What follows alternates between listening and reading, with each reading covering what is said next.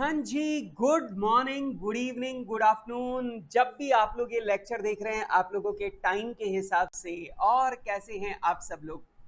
I hope आप लोग सब लोग एकदम मस्त हैं, जबरदस्त हैं और आप लोग सब लोग जमकर एग्जाम्स के लिए तैयारी कर रहे हैं, पढ़ाई कर रहे हैं, जमकर लगे हुए हैं।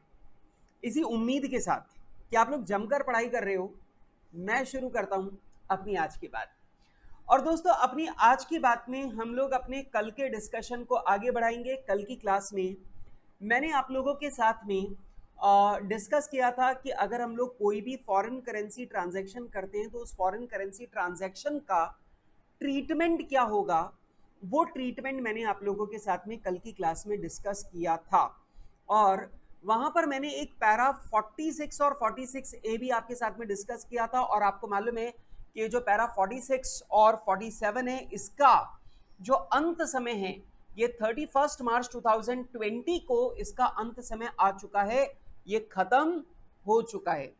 ठीक है, खैर, लेकिन अभी भी इसके ऊपर हमारे एग्जाम में क्वेश्चन बन सकते हैं, इसलिए मैंने आप लोगों को ये वाली बात बता दी। लेकिन आप ये ध्यान रखना कि अगर आपके सवालों में 31 मार्च 2020 के आगे की डेट आती है, समझा क्या? अगर 31 मार्च 2020 के आगे की डेट अगर आपकी आती है तो बेटा उस कंडीशन में आप लोग पैरा 46 और 46A नहीं लगाओगे। और वहां पर आप लोग सीधे जो भी एक्सचेंज डिफरेंस अराइज होगा, चाहे long term foreign currency monetary item पर कोई भी एक्सचेंज डिफरेंस अराइज होगा, वो पी एंड एल में ही जाएगा, वो कैपिटलाइज नहीं होगा। ठीक है। अच्छा, एक और चीज, कल जब हम लोग सवाल कर रहे थे तो कल के सवाल में करते टाइम लास्ट पॉइंट में एक बात जो है वो यहां पे रह गई थी, वो भी मैं आपको बता दूं। बेटा आप ये ध्यान रखना, ये जो कल का सवाल है इसमें एक छोटा सा पॉइंट आप लोगों को और करना है, वो भी आप लोग यहां पे कर लीजिए। अब ध्यान से देखो, मैंने आपको बता दिया था कि जो हमारा long term foreign currency monetary item है उस पर हमें एक्सचेंज डिफरेंस अराइज हुआ, उस पर हमें एक्सचेंज डिफरेंस अराइज हुआ। अब वो जो एक्सचेंज डिफरेंस अराइज हुआ, अगर वो डेप्रिशिएबल एसेट से रिलेटेड है तो हम उसे डेप्रिशिएबल एसेट, जो भी हमारी डेप्रिशिएबल फिक्स्ड एसेट है, उसकी कॉस्ट में हम लोग उसकी बुक वैल्यू में उसे कैपिटलाइज कर देंगे। ठीक है। और अगर वो नॉन डेप्रिशिएबल एसेट से रिलेटेड है या किसी भी और चीज से रिलेटेड है तो हम उसे foreign currency monetary item translation difference account में डाल देंगे। और जो भी हमारा लोन का ड्यूरेशन है, जो भी हमारा उस आइटम का ड्यूरेशन है, लाइफ है, यूजफुल लाइफ है, उस यूजफुल लाइफ में हम लोग डेप्रिशिएट मतलब अमोर्टाइज कर देंगे, पी एंड एल से राइट ऑफ कर देंगे। अब सुनो, ये जो 4.98 है ये एक फॉरेन करेंसी लोन से रिलेटेड आइटम है और ये इस लोन की लाइफ कितनी है? 3 साल। अब ऑब्वियस ही बात है, इसे मुझे राइट ऑफ कितने साल में करना है? 3 साल में। और जो करंट ईयर है वो कौन सा साल है? पहला साल। इसका मतलब मुझे करंट ईयर में इसका 1/3 अमोर्टाइज भी करना है, राइट ऑफ भी करना है। तो हम लोग कल इसका 1/3 राइट ऑफ करना भूल गए थे, तो मैं सोच रहा हूं कि आगे की बात बाद में करेंगे, पहले इसे कर लें। To foreign currency monetary item timing difference, बेटा 4.98 का लॉस है। इस लोन की लाइफ है 3 साल, मतलब मुझे इसे 3 साल में अमोर्टाइज करना है। तो बेटा इस साल मुझे अमोर्टाइज करना है 1.66। अब ये बताओ कि अगर मैंने 1.66 अमोर्टाइज कर दिया है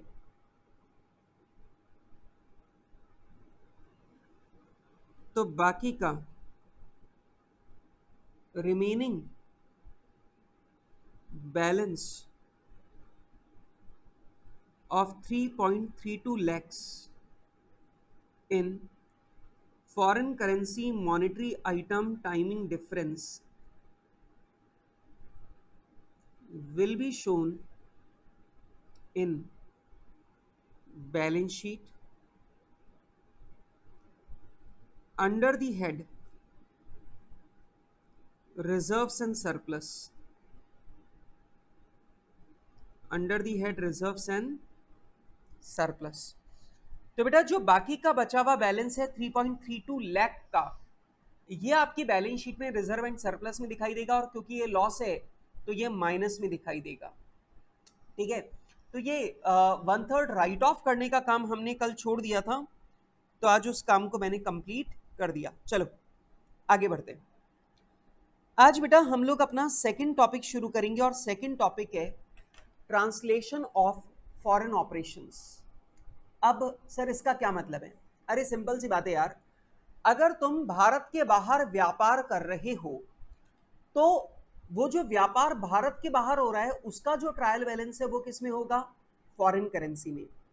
अब प्रॉब्लम ये है कि जो भारत से बाहर का कारोबार है उसके फाइनेंशियल स्टेटमेंट फॉरेन करेंसी में है, लेकिन उन्हें अपनी जो रिपोर्टिंग करेंसी है, जो अपने इंडिया में बनने वाले फाइनेंशियल स्टेटमेंट है, उनमें उन्हें मर्ज करना पड़ेगा, और मर्ज करने के लिए हमें पहले उसे रुपीस में बदलना पड़ेगा।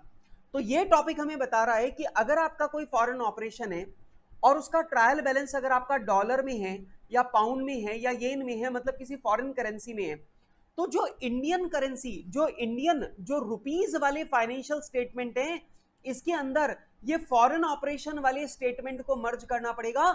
लेकिन मर्ज करने से पहले आपको उसे रुपीस में बदलना होगा, उसे रिपोर्टिंग करेंसी में बदलना होगा। और रिपोर्टिंग करेंसी में बदलना कैसे है, हम वही बात यहां पे डिस्कस करने वाले हैं। वैसे मैं ये वाली बात बहुत ज्यादा जोर लगाकर आपको समझाने का प्रयास कर रहा हूं, लेकिन मुझे ऐसा लगता है कि आप लोग सब लोग ये वाली बात पहले से जानते हैं। आप लोग ने, अपन लोगों ने फॉरेन ब्रांचेस का चैप्टर पढ़ रखा है, और आपको मालूम है फॉरेन ब्रांचेस में क्या होता था? हेड ऑफिस इंडिया में है, ब्रांच अमेरिका में है। अब हेड ऑफिस के जो बुक्स ऑफ अकाउंट्स है वो रुपीस में है, ब्रांच के जो बुक्स ऑफ अकाउंट्स है वो डॉलर में है, ब्रांच का जो ट्रायल बैलेंस है वो डॉलर में है। अब प्रॉब्लम क्या होती है कि जो ब्रांच का ट्रायल बैलेंस है वो डॉलर में है, और ब्रांच के ट्रायल बैलेंस को अगर मुझे हेड ऑफिस की बुक्स में मर्ज करना है तो उससे पहले मुझे उसे ट्रांसलेट करना पड़ेगा रुपीस के अंदर। और ये जो ट्रांसलेशन है ये किस किस रेट पर होगा, कैसे कैसे होगा, उसी के बारे में अपन यहाँ पे पढ़ने जा रहे हैं। ठीक है, मतलब कुल मिला के जो फॉरेन ब्रांचेस में अपन ने पढ़ा था उसी का रिवीजन हो रहा है यहाँ पे। ठीक है, तो क्योंकि ये सारी बातें फॉरेन ब्रांचेस में अपन बहुत डिटेल में पढ़ के बैठे हैं, इसलिए मैं यहाँ पे बहुत ज्यादा डिटेल में नहीं जाऊंगा, आप लोगों को सारी बातें याद है। ओके, सबसे पहला पॉइंट आता है सर फॉरेन ऑपरेशन किसे कहते हैं? देखो एक बात को समझो, फॉरेन ट्रांजैक्शन और फॉरेन ऑपरेशन दोनों में बहुत बड़ा फर्क है। अगर मैंने अमेरिका के किसी आदमी को माल बेचा, this is foreign currency transaction, कि मैंने अमेरिका में किसी व्यक्ति को माल बेचा है। लेकिन अगर मैं अमेरिका में ऑफिस खोल देता हूं, अमेरिका में शोरूम खोल देता हूं, और वहां पर पूरी ऑपरेशनल एक्टिविटीज कंडक्ट करता हूं, मैं वहां पे बिजनेस ट्रांजैक्शन नहीं कर रहा बल्कि पूरा बिजनेस ऑपरेशन ऑपरेट कर रहा हूं, बिजनेस ऑपरेशन कंडक्ट कर रहा हूं, तो ऐसे ऑपरेशन कंडक्ट को हम लोग बोलते हैं फॉरेन ऑपरेशंस। अब ऑब्वियस ही बात है, फॉरेन ऑपरेशंस कैसे हो सकते हैं? हो सकता है कि मैंने भारत के बाहर कोई ब्रांच खोल दी, दैट इज फॉरेन ब्रांच। हो सकता है मैंने भारत के बाहर किसी कंपनी का 51% शेयर होल्डिंग एक्वायर कर लिया और उसे सब्सिडियरी बना दिया। मैंने भारत के बाहर कोई जॉइंट वेंचर कर लिया है, मेरा भारत के बाहर कोई बिजनेस एसोसिएट है, तो ऑब्वियस ही बात है ये foreign branch, foreign subsidiary, foreign joint venture, foreign associate, ये सब विदेशों में होने वाली ऑपरेशनल एक्टिविटीज हैं, और बेटा इन्हीं को हम लोग बोलते हैं फॉरेन ऑपरेशंस। एक बात समझना, फॉरेन ब्रांच खोली, फॉरेन ऑपरेशन है। फॉरेन में मैंने कोई जॉइंट वेंचर किया, फॉरेन ऑपरेशन है। फॉरेन में मैंने कोई एसोसिएट बनाया, फॉरेन ऑपरेशन है। मैंने फॉरेन में कोई सब्सिडियरी एक्वायर की, फॉरेन में कोई ब्रांच खोली, ये सब फॉरेन ऑपरेशन है। अब प्रॉब्लम कहां पर है? ये सारे बिजनेस ऑपरेशन फॉरेन में हो रहे हैं, तो इनके फाइनेंशियल स्टेटमेंट भी फॉरेन करेंसी में होंगे। अब मुझे जो इंडियन बुक्स ऑफ अकाउंट्स है उसमें इन्हें मर्ज करना है। अब Indian books of accounts rupees में है और ये सब डॉलर में है, तो इन्हें पहले मुझे डॉलर वाले ट्रायल बैलेंस को, डॉलर वाली बुक्स को मुझे रुपीस में बदलना होगा, और रुपीस में बदलने के बाद में मैं इसे मर्ज करूंगा, और इसी को हम लोग बोलते हैं ट्रांसलेशन ऑफ फॉरेन ऑपरेशन। वैसे मैं चाहता हूं कि इसका नाम बदल के सही लिखा जाए, ये ट्रांसलेशन ऑफ फॉरेन ऑपरेशन नहीं है, इसे बोलना चाहिए translation of financial statements of foreign operation. जो हमारा फॉरेन ऑपरेशन है उसके फाइनेंशियल स्टेटमेंट्स को रुपीज में कैसे बदला जाए, इसके बारे में बात करनी। खैर सुनो, operational of reporting enterprise conducted in a country other than the country of reporting enterprise. ठीक है, देखो बेटा यहां पे भी करेक्शन है, ये शब्द होना चाहिए ऑपरेशनल एक्टिविटीज। तो सेंटेंस क्या है, operational activities of reporting enterprise conducted in foreign country. तो बेटा अगर किसी भी फॉरेन कंट्री में आपने कोई भी ऑपरेशनल एक्टिविटी की है तो बेटा वो आपका क्या है, फॉरेन ऑपरेशन। फर्क समझना, अमेरिका में किसी आदमी को माल बेचा, this is foreign transaction. America में ऑफिस खोला, अमेरिका में फैक्ट्री डाली, अमेरिका में शोरूम डाला और पूरा ऑपरेशंस वहां पे कंडक्ट हो रहे, तो वो फॉरेन ऑपरेशन है। ठीक है, ये किस रूप में हो सकते हैं, फॉरेन सब्सिडियरी के रूप में हो सकता है, फॉरेन एसोसिएट के रूप में हो सकता है, फॉरेन जॉइंट वेंचर के रूप में हो सकता है, फॉरेन ब्रांच के रूप में हो सकता है, या फिर इनके अलावा भी किसी और रूप में हो सकता है। अच्छा, लेकिन बेटा आपको याद होगा हमने ये वाली बात फॉरेन ब्रांच में भी पढ़ी थी कि AS 11 के द्वारा फॉरेन ऑपरेशंस को दो कैटेगरी में बांटा जाता है, एक इंटीग्रल ऑपरेशन और दूसरा non integral operation. Integral operation और दूसरा नॉन इंटीग्रल ऑपरेशन। और आप लोग को मालूम है इंटीग्रल ऑपरेशन है अगर फॉरेन ऑपरेशन के द्वारा किया गया काम इंडियन मतलब जो रिपोर्टिंग एंटरप्राइज है उसी के काम का फर्दरेंस है, मतलब उसी के काम को आगे बढ़ाया जा रहा है, तो ये इंटीग्रल फॉरेन ऑपरेशन कहलाएगा। लेकिन अगर जो फॉरेन ऑपरेशन है उसका काम बिल्कुल अलग है, वो इंडियन, वो जो रिपोर्टिंग एंटिटी है उस रिपोर्टिंग एंटिटी के काम से डायरेक्टली उसका कनेक्शन नहीं है, मतलब अपन इंडियन एंटिटी के काम का फर्दरेंस उसको नहीं बोल सकते, तो बेटा वो कहलाएगा नॉन इंटीग्रल फॉरेन ऑपरेशन। इसका मतलब अगर वो हमसे संबंधित, हमसे डायरेक्टली कनेक्टेड बिजनेस कर रहा है that is integral foreign operation. लेकिन अगर वो वहां पे अपनी इंडिविजुअल एक्टिविटीज कंडक्ट कर रहा है that is non integral foreign operation. अब मेरी बात को सुनना, मैं इसका एक एग्जांपल देता हूं, समझना। मान लेते हैं एक एंटिटी है हीरो साइकिल्स। ठीक है, हीरो साइकिल्स जो क्या बनाती है, साइकिल। अब हीरो साइकिल इंडिया में साइकिल की मैन्युफैक्चरिंग करेगी। ठीक है, और हमने यूएसए के अंदर हमने एक ब्रांच खोल रखी है, वो इसी साइकिल को यूएसए में बेचेगी। तो आप समझो यहां पर हम लोग बोल सकते हैं कि जो यूएसए में हमारी फॉरेन ब्रांच है वो इंडियन बिजनेस को ही फर्दर आगे बढ़ा रही है, तो ये इंटीग्रल फॉरेन ऑपरेशन है, इंटीग्रल फॉरेन ऑपरेशन है। लेकिन मान लो अगर यूएसए वाली ब्रांच यूएसए में ही साइकिल खरीदे और वहीं पर साइकिल बेचे। अब भारत में हम भी साइकिल का कारोबार करते हैं और हमारी जो फॉरेन ब्रांच है वो भी साइकिल का कारोबार कर रही है, लेकिन वो साइकिल हमसे नहीं लेती, वो वहीं पर साइकिल खरीद रही है और वहीं पर बेच रही है। इसका मतलब हमारा बिजनेस उनसे डायरेक्टली कनेक्टेड नहीं है, हम फॉरेन ब्रांच को कंट्रोल करते हैं, इसमें कोई डाउट नहीं है। उसका प्रॉफिट हमारा प्रॉफिट है वो भी समझ में आता है, लेकिन उनकी ऑपरेशनल एक्टिविटीज सेपरेटली कंडक्ट हो रही हैं।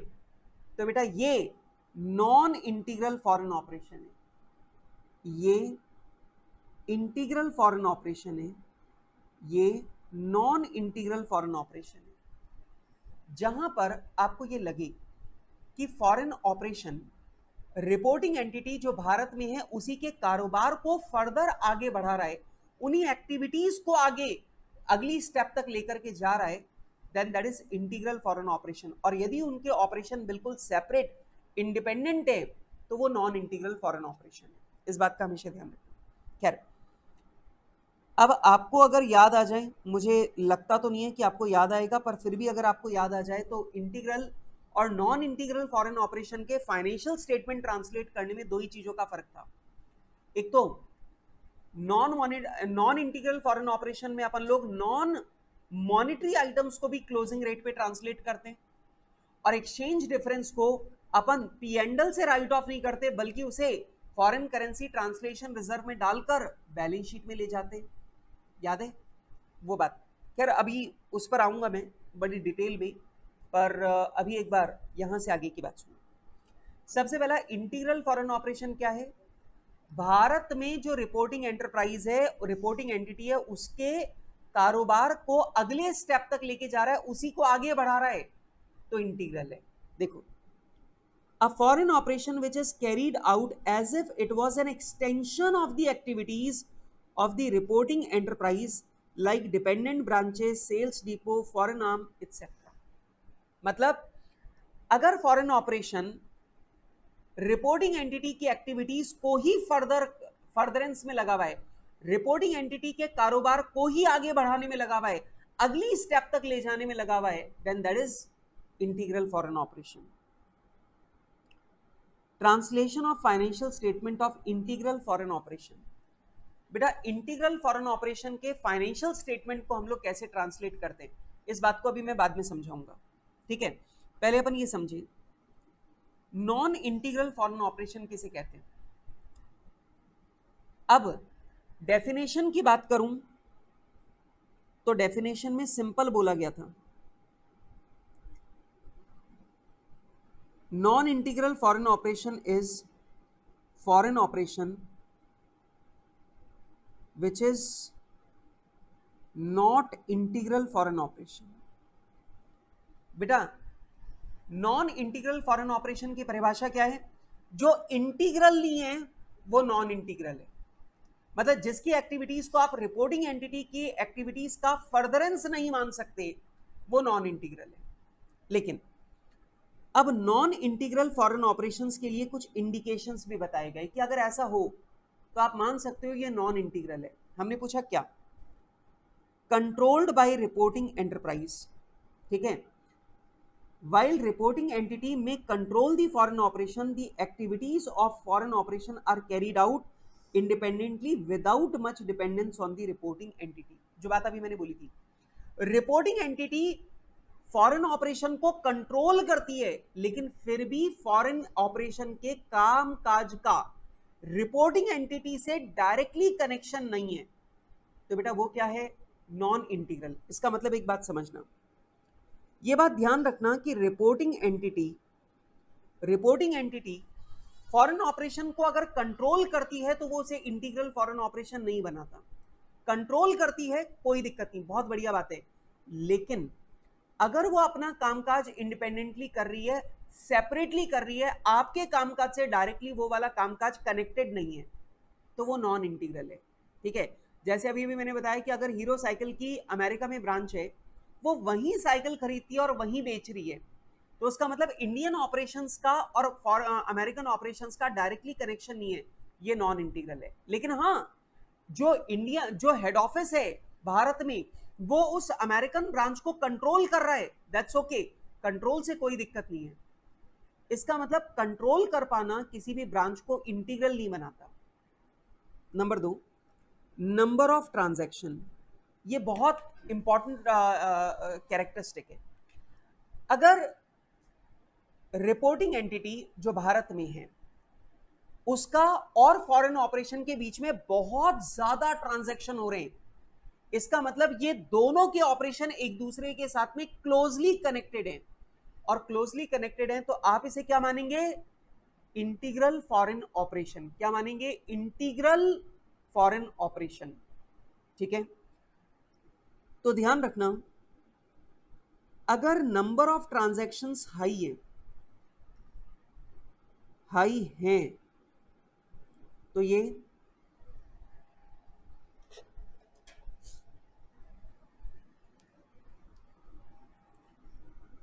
ये इंटीग्रल फॉरेन ऑपरेशन कहलाएगा, और अगर नंबर ऑफ ट्रांजैक्शन हाई नहीं है तो दोस्तों ये नॉन इंटीग्रल फॉरेन ऑपरेशन कहलाएगा, ठीक है? अच्छा, अब वापस यही टॉपिक आ गया कि जो नॉन इंटीग्रल फॉरेन ऑपरेशन है उसके फाइनेंशियल स्टेटमेंट को कैसे ट्रांसलेट करेंगे। तो एक काम करिए, आप लोग अपनी अपनी कॉपी निकाल लीजिए और प्लीज मेरे साथ में अब इस बात को ध्यान से सुनिए। हाँ जी सुने। वैसे ये सारे नोट्स मैं फॉरेन ब्रांच में लिखवा चुका हूं। Translation rules for non integral foreign operation and integral foreign operation. तो जो भी हमारे नॉन इंटीग्रल फॉरेन ऑपरेशन है और इंटीग्रल फॉरेन ऑपरेशन है उनके ट्रांसलेशन के रूल्स। तो यहां पर अपन ने कॉलम बना दिए items, integral foreign operation, non integral foreign operations. सबसे पहला, जितने भी आपके इनकम्स एंड एक्सपेंसेस हैं, जितने भी आपके इनकम्स एंड एक्सपेंसेस हैं उनको या तो आपको एक्चुअल रेट पे कन्वर्ट करना है या फिर एवरेज रेट पे कन्वर्ट करना है। मतलब जिस दिन वो इनकम या एक्सपेंस अराइज हुआ उस दिन पर क्या रेट थी वो वाली रेट लगाओ, या फिर जो आपकी एवरेज रेट है वो लगाओ। नीफो में भी सेम है, नॉन इंटीग्रल फॉरेन ऑपरेशन में भी ये सेम है। अच्छा, नंबर 2, आपके जितने भी मॉनेटरी आइटम्स हैं, मॉनेटरी आइटम्स का मतलब हो गया cash and bank, debtors, BR, creditors, loans etcetera. आप लोग जानते हैं मॉनेटरी आइटम वो सारी एसेट और लायबिलिटी जिनका अमाउंट डिटरमिन्ड है, दे आर मॉनेटरी आइटम्स। बेटा सारी की सारे मॉनेटरी आइटम्स को हम क्लोजिंग रेट पे ट्रांसलेट करते हैं, चाहे इंटीग्रल हो चाहे नॉन इंटीग्रल हो, दोनों को हम लोग किस रेट पे ट्रांसलेट करते हैं? क्लोजिंग रेट पर। ठीक है। Third, non monetary item, non monetary items at cost. बेटा नॉन मॉनेटरी आइटम्स हैं और वो कॉस्ट पर हैं। अब नॉन मॉनेटरी आइटम क्या हो सकते हैं? Building, furniture, machinery, investments, stock. तो बेटा ये सब नॉन मॉनेटरी आइटम है क्योंकि इनसे फाइनली कितना पैसा रियलाइज होगा ये डिटरमिन्ड अमाउंट नहीं है, तो ये क्या है? Non monetary. अगर ये कॉस्ट पर है तो हम लोग रेट लगाते हैं कौन सी? परचेज डेट, परचेज डेट वाली, रेट ऑन परचेज डेट। मतलब परचेज वाले दिन पर हमारी जो रेट थी वो लगाते हैं। ठीक है। लेकिन बेटा अगर ये नॉन इंटीग्रल फॉरेन ऑपरेशन है तो हम लोग नॉन मॉनेटरी आइटम पे भी क्लोजिंग रेट ही लगाते हैं। बेटा अगर मॉनेटरी आइटम है तो क्लोजिंग रेट लगनी है, लेकिन नॉन मॉनेटरी आइटम है तो याद रखना अगर इंटीग्रल फॉरेन ऑपरेशन है तो उस कंडीशन में खरीदने वाले दिन की रेट या फिर रिवैल्यूएशन वाले दिन की रेट लगाते हैं, लेकिन नॉन इंटीग्रल फॉरेन ऑपरेशन में हमेशा क्लोजिंग रेट लगाते हैं। अच्छा सर, अगर हमारी नॉन मॉनेटरी एसेट है, मैंने बोला ओके, एट रिवैल्यूड अमाउंट, और ये रिवैल्यूड अमाउंट पर है, मतलब हमने इसका रिवैल्यूएशन कर दिया है, तो फिर रेट कौन सी लगाएंगे? Rate on revaluation date. तो भाई साहब आपने जिस दिन रिवैल्यूएशन किया था उस दिन की रेट हम लोग यहां पे लगाएंगे, ठीक है। लेकिन बेटा अगर ये नॉन इंटीग्रल फॉरेन ऑपरेशन है तो हम यहां पे क्या लगाएंगे, closing rate. Non integral foreign operation है तो हम लोग क्या लगाएंगे, क्लोजिंग रेट। और एक लास्ट बात, डेप्रिसिएशन ऑन फिक्स्ड एसेट। अगर आपको याद आ जाए तो मैंने आपको बताया था डेप्रिसिएशन ऑन फिक्स्ड एसेट के ऊपर वही रेट लगाते हैं जो एसेट पे लगाइए, rate applied on fixed asset. यहां पर भी सेम है, जो रेट फिक्स्ड एसेट के ऊपर लगा रहे हो वही रेट आपको डेप्रिसिएशन पे भी लगानी है, ठीक है। तो आप लोगों को याद आ गया होगा कि ये वाली जो सारी की सारी बातें हैं, ये सारी की सारी बातें हमने ऑलरेडी डिस्कस कर रखी हैं फॉरेन ब्रांचेस में। फॉरेन ब्रांचेस में मैंने आपको सेम नोट्स लिखवाए थे। अब एक बात मेन ध्यान से लिख लो सब लोग, ये है मेन बात, treatment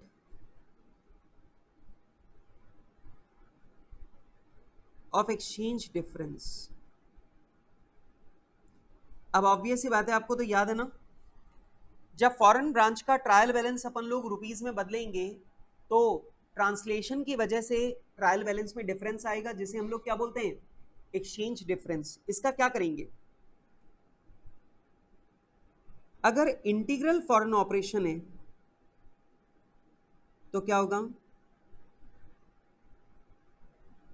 exchange difference will be charged from P&L। तो बेटा अगर इंटीग्रल फॉरेन ऑपरेशन है तो जो भी एक्सचेंज डिफरेंस आ रहा है उसको हम उठाकर P&L से राइट ऑफ कर देंगे। लेकिन अगर नॉन इंटीग्रल फॉरेन ऑपरेशन है तो exchange difference will be transferred to foreign currency translation reserve, foreign currency translation reserve, foreign currency translation reserve, जिसे हम लोग शॉर्ट में बोला करते थे FCTR। तो हम इसे कहां डाल देंगे, FCTR में, फॉरेन करेंसी ट्रांसलेशन रिजर्व में डाल देंगे, ठीक है sir, foreign currency translation reserve में डाल देंगे। फिर this will be transferred to P&L। और ये जो FCTR का बैलेंस है इसे हम लोग P&L में ट्रांसफर करेंगे, लेकिन कब, व्हेन नेट इन्वेस्टमेंट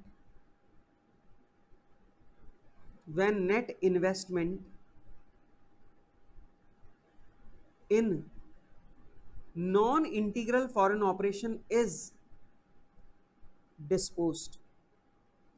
मतलब जब आप नॉन इंटीग्रल फॉरेन ऑपरेशन में आपने जो पैसा लगा रखा है उस पैसे को वापस निकाल लोगे तो बस उसी टाइम पर अपन FCTR के बैलेंस को P&L में ट्रांसफर कर देंगे।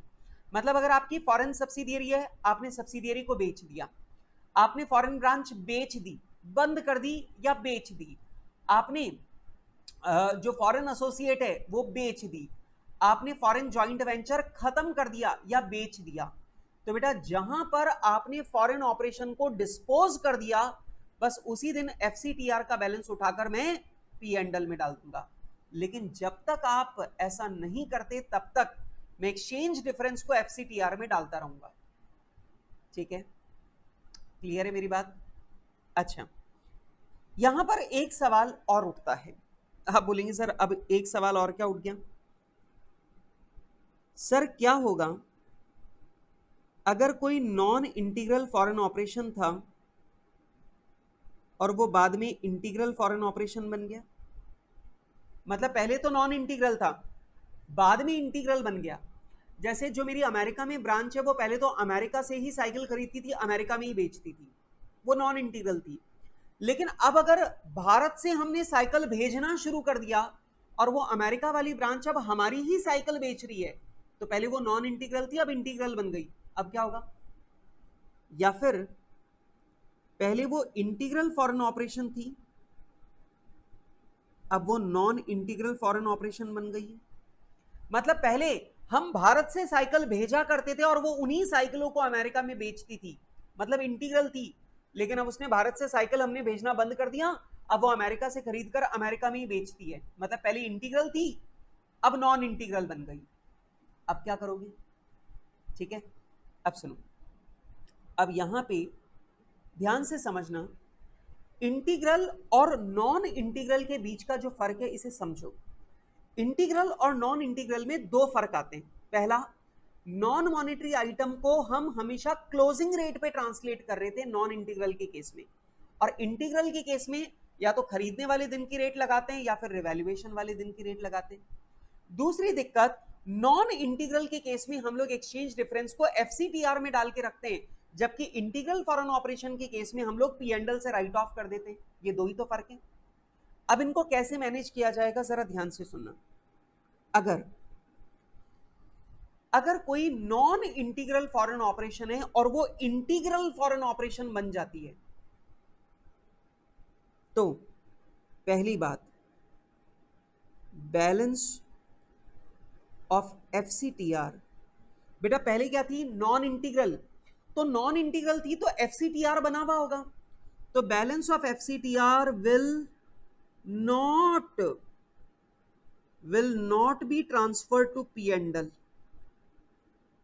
ध्यान रखना, पहले आप नॉन इंटीग्रल फॉरेन ऑपरेशन थे, और क्योंकि पहले आप नॉन इंटीग्रल फॉरेन ऑपरेशन थे तो आपका एफसीटीआर के अंदर कुछ प्रॉफिट लॉस पड़ा होगा। तो ध्यान रखना, आप इंटीग्रल बन जाओ ना तो भी आप एफसीटीआर के बैलेंस को उठाकर पी&एल में ट्रांसफर नहीं करोगे। एफसीटीआर का बैलेंस पी&एल में तभी जाएगा जब आप इस फॉरेन ऑपरेशन को डिस्पोज करोगे। ठीक है, मतलब नॉन इंटीग्रल से इंटीग्रल भी बन जाए ना तो भी जो पुराना एफसीटीआर का बैलेंस है वो एफसीटीआर में ही रहेगा, उसे पी&एल में नहीं डालेंगे। हाँ, अब इंटीग्रल बन चुके हो, अब जो आगे एक्सचेंज डिफरेंस अराइज होगा वो सब पी&एल में जाएगा। ठीक है, लेकिन पुराना वाला पी&एल में नहीं जाएगा, वो अभी भी एफसीटीआर में पड़ा रहेगा। जब ये फॉरेन ऑपरेशन डिस्पोज होगा तभी एफसीटीआर में जाएगा, तभी पी&एल में जाएगा। नंबर 2, दूसरी दिक्कत, जो नॉन मॉनेटरी आइटम थे आप उन्हें क्लोजिंग रेट पे ट्रांसलेट करते आए हो, लेकिन इंटीग्रल फॉरेन ऑपरेशन के केस में हम उन्हें खरीदने वाले दिन की रेट पे ट्रांसलेट करते हैं। तो अब इसमें सुनना, अब यहां पे क्या होगा कि जो नॉन मॉनेटरी आइटम है, आप ये मानोगे कि आपने पिछली बैलेंस शीट डेट पर जो क्लोजिंग रेट पर ट्रांसलेट किया है वही उनका कॉस्ट का अमाउंट है, और आपको उसे उसी पे ट्रांसलेट करके रखना है। आ रही है मेरी बात समझ में? दोबारा सुनो, आप ये मान के चलोगे कि जो नॉन मॉनेटरी आइटम है वो आपने पिछली बैलेंस शीट डेट पर ही खरीदा था। अब समझो ना यार, पिछले साल तुमने नॉन मॉनेटरी आइटम को क्लोजिंग रेट पे ट्रांसलेट कर रखा है, तो तुम्हारी बुक्स में जो नॉन मॉनेटरी आइटम की वैल्यू है वो वैल्यू किस पर है? लास्ट ईयर की क्लोजिंग रेट पर, क्योंकि तुमने पिछले साल क्लोजिंग रेट पर ही ट्रांसलेट किया था। तो अब इसके ट्रांसलेशन को बदलो मत, ठीक है, आप इसी को कॉस्ट मान लो। अरे समझा क्या? ऐसा समझो, मैंने 10 अक्टूबर 2020 को मैंने बिल्डिंग खरीदी थी। ये बिल्डिंग $1,00,000 की बिल्डिंग है, और जिस दिन मैंने खरीदी थी उस दिन $1 की रेट थी 40 रुपए। ठीक है, मैंने क्या किया, ये मेरा नॉन इंटीग्रल फॉरेन ऑपरेशन था, तो ऑब्वियस बात है मैं इसे वैल्यू 40 रुपए की रेट पर नहीं करूंगा, मैंने इसे ट्रांसलेट किया क्लोजिंग रेट पर, और क्लोजिंग रेट क्या है? 42। तो मैंने इसे 42 की रेट में ट्रांसलेट किया, और मैंने अपनी बुक्स में इसकी ट्रांसलेटेड वैल्यू कितनी पकड़ रखी है? 42 लाख। अब समझना, मान लो 2021 में मैंने ये जो नॉन इंटीग्रल फॉरेन ऑपरेशन है ये इंटीग्रल फॉरेन ऑपरेशन बन गई। अब भाई अगर ये इंटीग्रल फॉरेन ऑपरेशन बन गई तो बिल्डिंग तो वही $1 लाख की है। अब समझना, अब ये नॉन इंटीग्रल से इंटीग्रल बन गई, और आप लोग को मालूम है इंटीग्रल फॉरेन ऑपरेशन के केस में हम लोग नॉन मॉनेटरी एसेट को जिस दिन खरीदा है उस दिन की रेट पे ट्रांसलेट करते हैं। तो आपके दिमाग में आएगा सर अब इसको 40 पे ट्रांसलेट करो, तो जवाब है नहीं। हमारा अकाउंटिंग स्टैंडर्ड कहता है अगर non integral foreign operation integral बन गई तो आप नॉन मॉनेटरी एसेट की वैल्यू कौन सी, नॉन मॉनेटरी एसेट की जो लास्ट ट्रांसलेटेड वैल्यू है, ये जो लास्ट ट्रांसलेटेड वैल्यू है आप इसी को कॉस्ट मानोगे। मतलब आप इसका ट्रांसलेशन 42 के ऊपर ही करोगे, 40 के ऊपर नहीं करोगे। अच्छा मान लेते हैं ये जो 2021 है इसमें $1 की रेट हो गई 45। अगर ये नॉन इंटीग्रल ही रहती तो मैं बिल्डिंग को 45 पे ट्रांसलेट करता, लेकिन क्योंकि अब ये इंटीग्रल बन चुकी है इसलिए मैं आखिरी ट्रांसलेशन को ही कॉस्ट मान लूंगा। मैं 42 पे ही ट्रांसलेट करूंगा, ना 40 पे करूंगा ना 45 पे करूंगा। आ रही है बात समझ में? समझो, दोबारा से समझो। नॉन इंटीग्रल फॉरेन ऑपरेशन अगर इंटीग्रल फॉरेन ऑपरेशन बनता है तो जो पुराना एफसीटीआर का बैलेंस है वो पी एंड एल में नहीं जाएगा। जब ये फॉरेन ऑपरेशन डिस्पोज होगा तभी आप एफसीटीआर के बैलेंस को पी एंड एल में ट्रांसफर करोगे। दूसरी बात, जो नॉन मॉनेटरी एसेट है उसकी नॉन मॉनेटरी आइटम है उन्हें हम लोग ट्रांसलेट करते हैं जिस दिन खरीदा उस दिन की रेट पर। लेकिन ऑब्वियस सी बात है जिस दिन खरीदा उस दिन की रेट को तो मैं पहले ही बदल के बैठा हूं। क्यों? क्योंकि नॉन इंटीग्रल फॉरेन ऑपरेशन में हम लोग नॉन मॉनेटरी आइटम को भी क्लोजिंग रेट पे ट्रांसलेट करते हैं। तो जो आपका नॉन मॉनेटरी आइटम है वो आपने 10 साल पहले खरीदा था, वो रेट तो मैंने कभी लगा ही नहीं, मैं तो हर साल उसे क्लोजिंग रेट पर वैल्यू करता जा रहा हूं। अब अगर आपने अचानक से अब ये इंटीग्रल फॉरेन ऑपरेशन बन गया तो आपको पीछे की गलतियां सुधारने की जरूरत नहीं है। जो लास्ट ट्रांसलेटेड अमाउंट है बस वही आपको कॉस्ट मान के ले लेना है। मतलब आप तो ये मान के चलो कि पिछले साल की जो 31 मार्च है जिस दिन रेट 42 थी आपने नॉन मॉनेटरी आइटम को उसी दिन खरीदा है और उसी दिन की रेट आपको लगानी है 42। आ रही है बात समझ में? पक्की बात? ओके, दूसरी चीज पर आते हैं। इसका मतलब ये समझो, यहां पे ये वाली बात भी लिख दें, last translated amount of non monetary item will be taken as cost. जो लास्ट ट्रांसलेटेड अमाउंट था non monetary non integral foreign operation के रूप में आपने जो आखिरी बार ट्रांसलेट किया था वही कॉस्ट मान लिया जाएगा। मान लेंगे हमने उसी दिन इसे खरीदा था, मतलब 42 वाली रेट ही हमेशा लगेगी। अच्छा, लेकिन बेटा अगर ये इंटीग्रल फॉरेन ऑपरेशन था और अब ये नॉन इंटीग्रल फॉरेन ऑपरेशन बन गया है तो भाई पुराने में कोई दिक्कत नहीं। तो यहां पे पुरानी बातों में कोई दिक्कत की बात नहीं है, सिंपल सा काम है। अब आप नॉन मॉनेटरी आइटम्स को अब आप क्लोजिंग रेट पे ट्रांसलेट करना शुरू कर दो। अब तक नॉन मॉनेटरी आइटम को आपने खरीदने वाले दिन की रेट या फिर जो ईयर एंड की खरीदने वाले दिन की रेट या रिवैल्यूएशन वाले दिन की जो रेट है आपने उस पे ट्रांसलेट किया, लेकिन अब आप उसी को क्लोजिंग रेट पे ट्रांसलेट करना शुरू कर दो। और दूसरा, transfer exchange difference to FCTR. और अब पुराने की बात नहीं कर रहा, अब जो एक्सचेंज डिफरेंस अराइज होगा वो एफसीटीआर में जाएगा। दैट्स इट, बात खत्म। ठीक है, क्लियर है मेरी बात? तो मैंने यहां पे आपको बेटा इंटीग्रल और नॉन इंटीग्रल के बारे में बहुत सारी बातें मैंने आपको समझाई। पहले मैंने आपको इंटीग्रल और नॉन इंटीग्रल का मतलब समझाया कि भाई साहब देख लो यार कि जो आपकी फॉरेन ब्रांच है या फॉरेन ऑपरेशन है वो क्या भारत वाले कारोबार को ही आगे बढ़ाया जा रहा है या फिर वो बिल्कुल अलग ही कारोबार कर रहा है। अगर वो बिल्कुल अलग इंडिपेंडेंटली कारोबार कर रहा है वो नॉन इंटीग्रल है, और अगर इसी के व्यापार को आगे बढ़ा रहा है तो वो इंटीग्रल है। ठीक है, अब यहां पर मैंने आपको दो इंडिकेशन भी बताए थे। सबसे पहली बात मैंने आपको बताई थी कि ये ध्यान रखना कि कंट्रोल कर सकने का मतलब ये नहीं है कि वो इंटीग्रल है। कंट्रोल तो आप कर ही सकते हो, फॉरेन सब्सिडियरी है, फॉरेन ब्रांच है, कंट्रोल तो आपका है, लेकिन उसकी ऑपरेशनल एक्टिविटीज आपसे डायरेक्टली कनेक्टेड है क्या? नहीं, तो फिर वो नॉन इंटीग्रल है। कंट्रोल इज नॉट इंपॉर्टेंट, ठीक है, connection of operating activities is important. Number 2, अगर आपके नंबर ऑफ ट्रांजैक्शन बहुत ज्यादा है तो ये इंटीग्रल है, अगर नंबर ऑफ ट्रांजैक्शन बहुत ज्यादा नहीं है तो ये नॉन इंटीग्रल है, ठीक है। इसके अलावा कैश ट्रांसफर कितना फ्रीक्वेंट है, अगर आप लोग बहुत फ्रीक्वेंटली कैश को ट्रांसफर कर रहे हो तो भी ये इंटीग्रल फॉरेन ऑपरेशन है, और अगर कैश का ट्रांसफर जो है वो बहुत फ्रीक्वेंट नहीं है तो ये नॉन इंटीग्रल फॉरेन ऑपरेशन है।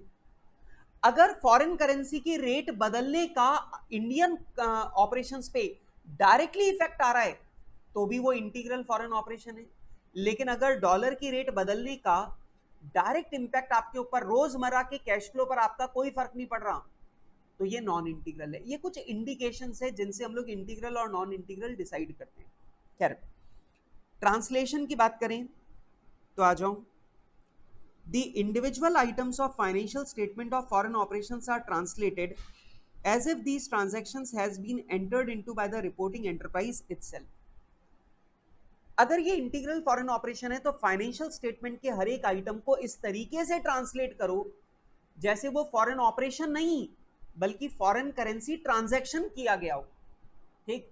अब देख लो, मैंने इनकम्स और एक्सपेंसेस के लिए कौन सी रेट बताई, जिस दिन अराइज हुआ वो वाले दिन की रेट या फिर एवरेज रेट। मॉनेटरी आइटम के लिए closing rate, non monetary item के लिए जिस दिन अगर कॉस्ट पर है तो खरीदने वाले दिन की रेट, रिवैल्यूएशन किया है तो रिवैल्यूएशन वाले दिन की रेट। देख लो, फॉरेन करेंसी ट्रांजैक्शन में भी मैंने यही नियम सिखाए थे, है ना। तो यहां पर है इंटीग्रल फॉरेन ऑपरेशन के फाइनेंशियल स्टेटमेंट को ऐसे ट्रांसलेट करो कि वो फॉरेन ऑपरेशन नहीं बल्कि फॉरेन करेंसी ट्रांजैक्शन था, वो हमने खुद ने ही ट्रांजैक्शन किया है। खैर, इसको सिंपल वे में मैं ऑलरेडी आपको नोट्स ऊपर लिखवा चुका। Therefore, financial statement should be translated using the principle as prescribed for foreign currency transaction of the reporting entity as discussed in the earlier paragraph.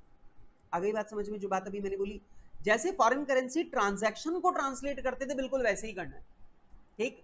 और उसके नियम अभी मैंने आपको कॉपी में लिखवा दिए। अच्छा, अब नॉन इंटीग्रल फॉरेन ऑपरेशन का क्या होगा सर? सुनो, बैलेंस शीट आइटम्स, एसेट्स और लाइबिलिटीज चाहे मॉनेटरी हो चाहे नॉन मॉनेटरी हो, क्लोजिंग रेट लगा दो। एसेट और लाइबिलिटी चाहे मॉनेटरी हो चाहे नॉन मॉनेटरी हो, एट कॉस्ट हो या एट रिवैल्यूड प्राइस हो, सीधे क्लोजिंग रेट लगा दो।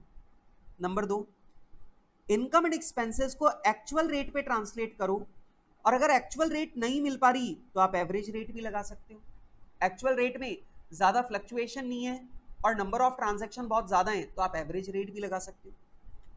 Resulting exchange difference should be accumulated in foreign currency translation reserve, जिसे हम लोग बोलते हैं एफसीटीआर। जो एक्सचेंज डिफरेंस आएगा ट्रायल बैलेंस में वो कहां डालेंगे? एफसीटीआर में।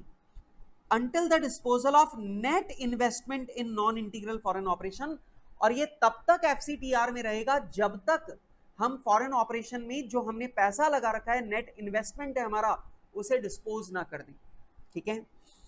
कॉन्टिंजेंट लायबिलिटी क्लोजिंग रेट पर ही ट्रांसलेट होगी, ऑब्वियस सी बात है। अच्छा, ये बताओ, disposal of non integral foreign operation क्या है? या तो आप बेच दो या आप बंद कर दो, ठीक। When non-integral foreign operation is disposed fully or partly, the corresponding exchange difference lying in the FCTR is recognized as income or expense. अगर आपने net investment in foreign operation जो है आपका, जो फॉरेन ऑपरेशन है उसमें जो आपने इन्वेस्टमेंट कर रखा है, उसे यदि आप डिस्पोज करते हो तो एफसीटीआर का जो बैलेंस है वो पीएनडल में ट्रांसफर कर दिया जाएगा। अब अगर प्रॉफिट का बैलेंस है तो इनकम की तरह, लॉस का बैलेंस है तो एक्सपेंस की तरह, ठीक है। ये सब तो सिंपल बात है, ये वाली बात ऑलरेडी मैं आपके साथ में डिस्कस कर चुका हूं, पर ये आती है मेन बात, change in classification from integral to non integral.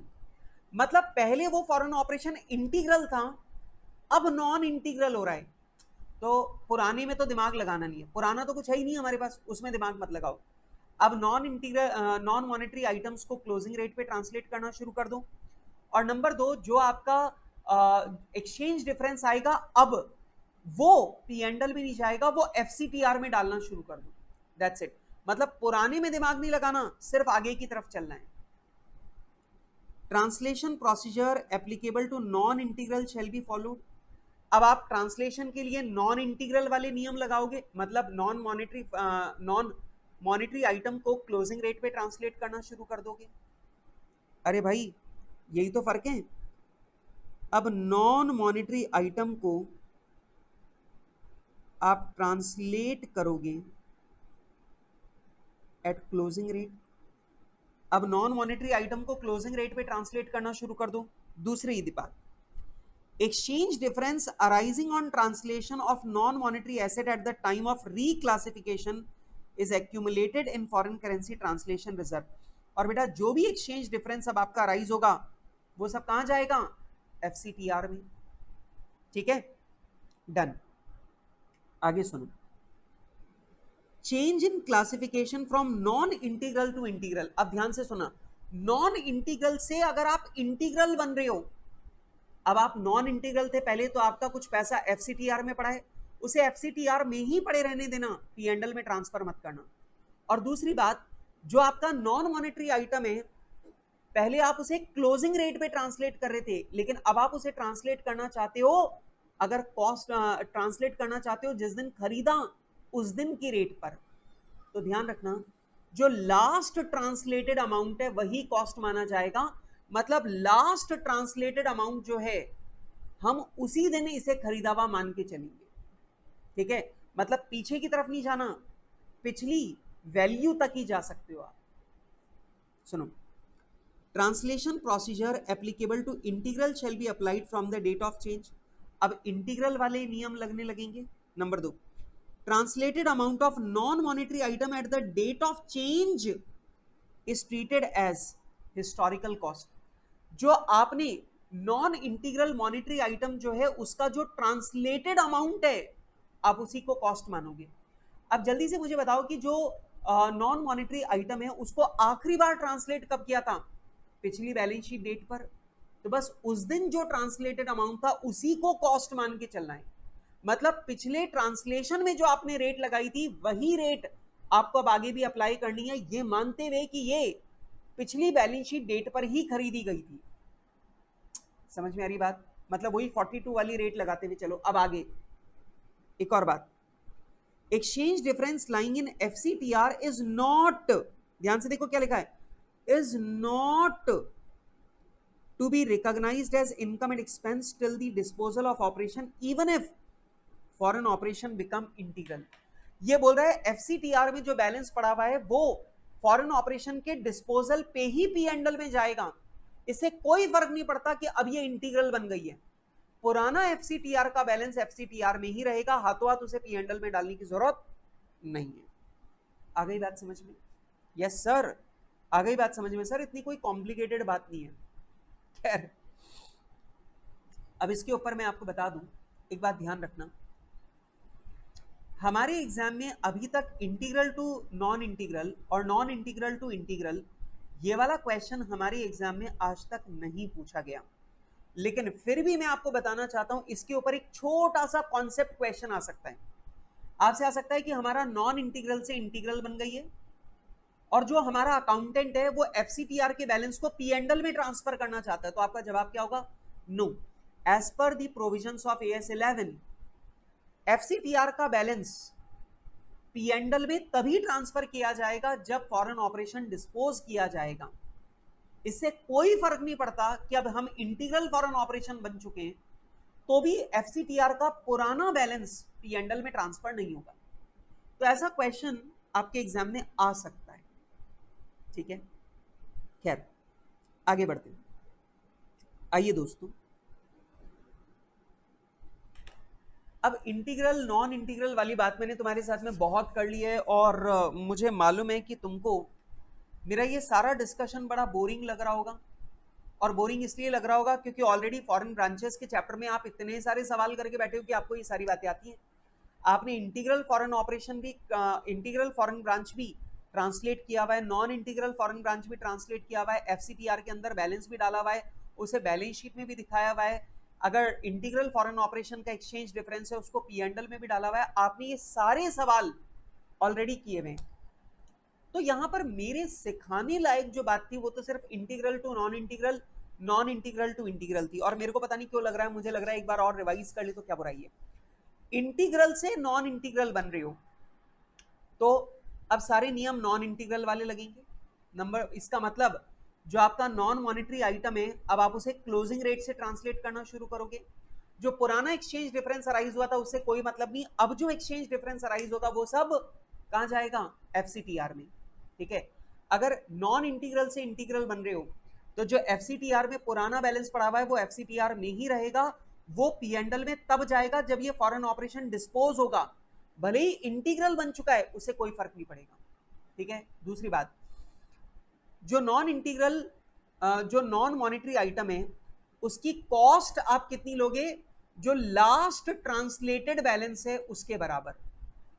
ठीक है, पक्की बात। और अब आगे नियम कौन से लगेंगे, इंटीग्रल वाले। तो ये सारी की सारी बातें जो हैं वो आपको याद रहनी चाहिए, ऐसी मेरी उम्मीद है। खैर, अब आ जाइए बेटा, ये जो फॉरवर्ड एक्सचेंज कॉन्ट्रैक्ट वाला टॉपिक है, प्लीज आप इस टॉपिक के ऊपर लिख लीजिए, most important.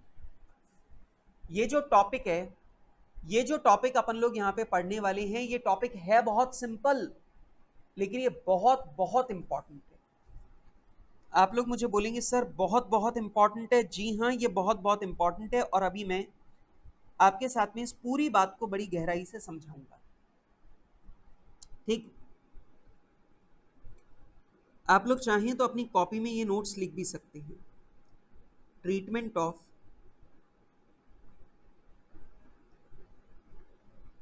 Forward exchange contract. Please carefully पूरी बात को सुनेंगे। Treatment of forward exchange contract. Sir ये क्या होता है, फॉरवर्ड एक्सचेंज कॉन्ट्रैक्ट क्या होता है? देखो दोस्तों, जैसे मैंने आज $1,00,000 का माल 1 अप्रैल 2021 को मैंने $1,00,000 का माल परचेज किया। ठीक है, और आज $1 की रेट चल रही है 70 रुपए। आज $1 की रेट चल रही है कितनी, 70 रुपए। और मुझे इसका पेमेंट करना है आज से 5 महीने बाद। अच्छा, ये माल मैंने उधार खरीदा है और मुझे आज से 5 महीने बाद इसका पेमेंट करना है, मतलब मुझे पेमेंट करना है 1 सितंबर 2021 को। अब प्रॉब्लम समझो, एज अ बिजनेसमैन मेरे दिमाग में एक डर चलेगा। डर क्या चलेगा यार, हो सकता है 1 सितंबर 2021 को डॉलर महंगा हो जाए। सोचो, आज अगर मैं पेमेंट करता हूं, मैंने $1,00,000 का माल खरीदा और $1,00,000 का मेरे को पेमेंट करना है। $1 कितने का आ रहा है, 70 रुपए का। तो अगर मुझे $1,00,000 का पेमेंट करना है तो मैं $1,00,000 खरीदूंगा, और $1,00,000 खरीदूंगा तो मेरे पैसे कितने लगेंगे, 70 लाख। लेकिन अब मेरे दिमाग में ख्याल ये आएगा कि यार 1 सितंबर को मुझे 5 महीने की उधार मिली है, मतलब 1 सितंबर को मुझे पेमेंट करना है, और हो सकता है 1 सितंबर को $1 की रेट बढ़कर 75 रुपीज हो जाए। और अगर $1 की रेट बढ़कर 75 रुपीज हो गई तो ये $1,00,000 मुझे कितने के मिलेंगे, 75 लाख के। तो ये $1,00,000 मुझे कितने के मिलेंगे, 75 लाख के। इसका मतलब ये हुआ कि डॉलर की रेट बढ़ने से मुझे बैठे बैठे 5 लाख रुपए का नुकसान हो गया। अब हो सकता है कि मैंने इस माल को बेच के 5 लाख रुपए का तो प्रॉफिट भी ना कमाया हो सकता है मैंने इस माल को बेचकर 5 लाख रुपए का प्रॉफिट भी ना कमाया हो, लेकिन डॉलर की रेट बढ़ने से मुझे 5 लाख रुपए का नुकसान हो गया। अब सोचो ना यार, इसमें तो मेरी कोई गलती नहीं है, मेरी कोई गलती ही नहीं है, और मैंने कोई गलती ही नहीं की, और बिना गलती के मेरे को यहां पर 5 लाख रुपए का नुकसान हो जाएगा रेट बदलने से। अब सरकार ने इस नुकसान को समझा, सरकार ने इस दुविधा को समझा, सरकार ने देखा वास्तव में व्यापारी वर्ग इससे बहुत परेशान होगा, तो गवर्नमेंट एक कॉन्ट्रैक्ट लेकर के आई, गवर्नमेंट एक कॉन्सेप्ट लेकर के आई, फॉरवर्ड कॉन्ट्रैक्ट। क्या लेकर के आई? Forward exchange contract. सर ये फॉरवर्ड एक्सचेंज कॉन्ट्रैक्ट क्या है? फॉरवर्ड एक्सचेंज कॉन्ट्रैक्ट में आप दूसरे व्यक्ति के साथ में एग्रीमेंट कर लेते हो।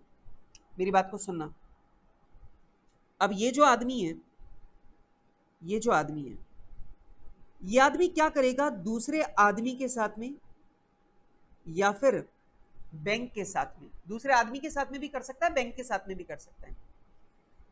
दूसरे आदमी के साथ या बैंक के साथ में इसने 1 अप्रैल को ही एग्रीमेंट कर लिया और एग्रीमेंट करके बोला कि मैं आपसे एग्रीमेंट करना चाहता हूं कि मैं आपसे 1 सितंबर को $1,00,000 खरीदूंगा।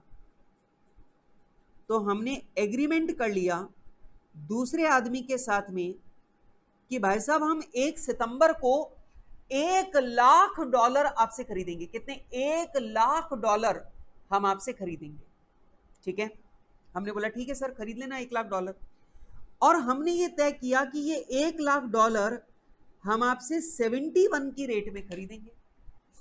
अब ध्यान से समझना, मैंने $1,00,000 खरीदने का एग्रीमेंट कर लिया, मतलब सामने वाले ने $1,00,000 बेचने का एग्रीमेंट कर लिया, और ये एग्रीमेंट की रेट भी हमने आज ही तय कर ली, 71 रुपीज। हमने आज ही तय कर ली 71 रुपीज। अब बच्चे बोलते हैं सर आज अगर $1 70 का है तो ये एग्रीमेंट 71 पे क्यों रहा है? इसके पीछे टेक्निकल रीजन है जो अभी मैं आपको समझाऊंगा, सुनना। तो ये जो आदमी है इसने $1,00,000 मुझे 71 रुपीज में बेचने का एग्रीमेंट कर लिया, तो बेटा इसे हम लोग बोलते हैं फॉरवर्ड कॉन्ट्रैक्ट। क्या बोलते हैं? Forward contract. फॉरवर्ड कॉन्ट्रैक्ट मतलब हमने आपस में एक फ्यूचर डेट पर, कब? 1 सितंबर 2021, आज से 5 महीने बाद, हमने आज किसी फ्यूचर डेट के लिए करेंसी एक्सचेंज का एग्रीमेंट कर लिया है और रेट भी तय कर लिए, तो बेटा इसे हम लोग बोलते हैं फॉरवर्ड एक्सचेंज कॉन्ट्रैक्ट। दोबारा सुन लो, क्या बोलते हैं इसे? Forward exchange contract. ठीक है बात, फॉरवर्ड एक्सचेंज कॉन्ट्रैक्ट। फ्यूचर की डेट पर आपने एक ऐसा एग्रीमेंट किया जो फ्यूचर वाली डेट पर एग्जीक्यूट होगा। क्या एग्रीमेंट है? करेंसी एक्सचेंज करने का। वो हमें डॉलर देगा, हम उसे रुपी देंगे।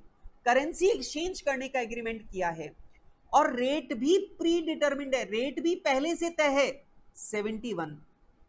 तो बेटा इसे हम लोग क्या बोलते हैं? Forward exchange contract. अच्छा, एक सवाल का जवाब रह गया कि सर आज अगर रेट 70 है तो एग्रीमेंट 71 पे क्यों होता है? समझना, ये आदमी जोखिम तो नहीं उठाएगा। ये आदमी क्या करता है? बैंक क्या करता है? ये आदमी क्या करता है जिसके साथ में भी आपने एग्रीमेंट किया? आपने इसके साथ में एग्रीमेंट किया है कि मैं तुमसे $1,00,000 खरीदूंगा, मतलब इस आदमी ने एग्रीमेंट कर रखा है कि मैं तुम्हें $1,00,000 बेचूंगा। तो भाई ये आदमी क्या करेगा? ये आदमी आज ही $1,00,000 खरीद के बैठ जाएगा बाजार से। अब ऑब्वियस सी बात है, इस आदमी को 1 सितंबर को, इस आदमी को या बैंक को 1 सितंबर को इस आदमी को या बैंक को $1,00,000 आपको देने हैं, तो ये आज ही $1,00,000 खरीद के रख लेगा क्योंकि आपको देने हैं। अब ऑब्वियस सी बात है बेटा, इस आदमी ने 70 लाख रुपए अपने लगा दिए। ठीक है, तो ऑब्वियस बात है अगर ये डॉलर आपको 5 महीने बाद देगा, ऑब्वियस बात है ये 5 महीने का ब्याज भी कमाना चाहेगा। अब ये 5 महीने का ब्याज कमाना चाहेगा, इसीलिए बेटा ये रेट क्या होगी? ज्यादा। तो आप एक बात को समझो, फॉरवर्ड एक्सचेंज कॉन्ट्रैक्ट में वैसे रियल लाइफ में सिचुएशन अलग तरह की होती है, ये थियोरेटिकल बातें। और थियोरेटिकल बात ये है कि जो बेचने वाला आदमी है वो आज ही $1,00,000 लेकर के रख लेगा जो आपको देने हैं। ठीक है, तो आज 70 रुपए की रेट में अगर मैंने खरीद के डॉलर रख लिए तो मैंने 70 लाख रुपए अपना लगा दिया। अब अगर यही डॉलर में आपको 5 महीने बाद दूंगा तो ऑब्वियस बात है आपसे 5 महीने का ब्याज तो लूंगा, इसीलिए ये रेट ज्यादा कोट की गई है, ये रेट 71 कोट की गई है। आ गई बात समझ में? खैर, तो बेटा ऐसे एग्रीमेंट को हम लोग क्या बोलते हैं? Forward exchange contract. Forward exchange contract. तो आप चाहिए तो लिख लीजिए,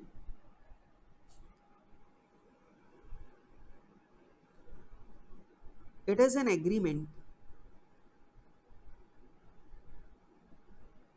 between two parties to exchange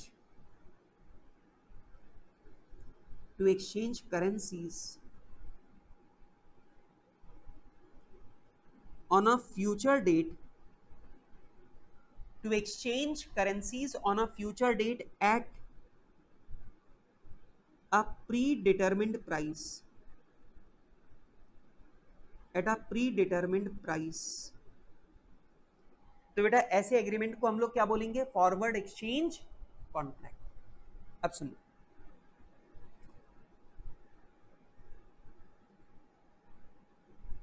forward exchange contracts, forward exchange contracts are classified in two categories. बेटा जो हमारे फॉरवर्ड एक्सचेंज कॉन्ट्रैक्ट्स हैं, इन फॉरवर्ड एक्सचेंज कॉन्ट्रैक्ट्स को हम लोग दो कैटेगरी में डिवाइड करते हैं। अब आप लोग बोलेंगे सर ये दो कैटेगरीज क्या हैं? जरा ध्यान से देखिए, दो कैटेगरीज, फॉर हेजिंग और दूसरा है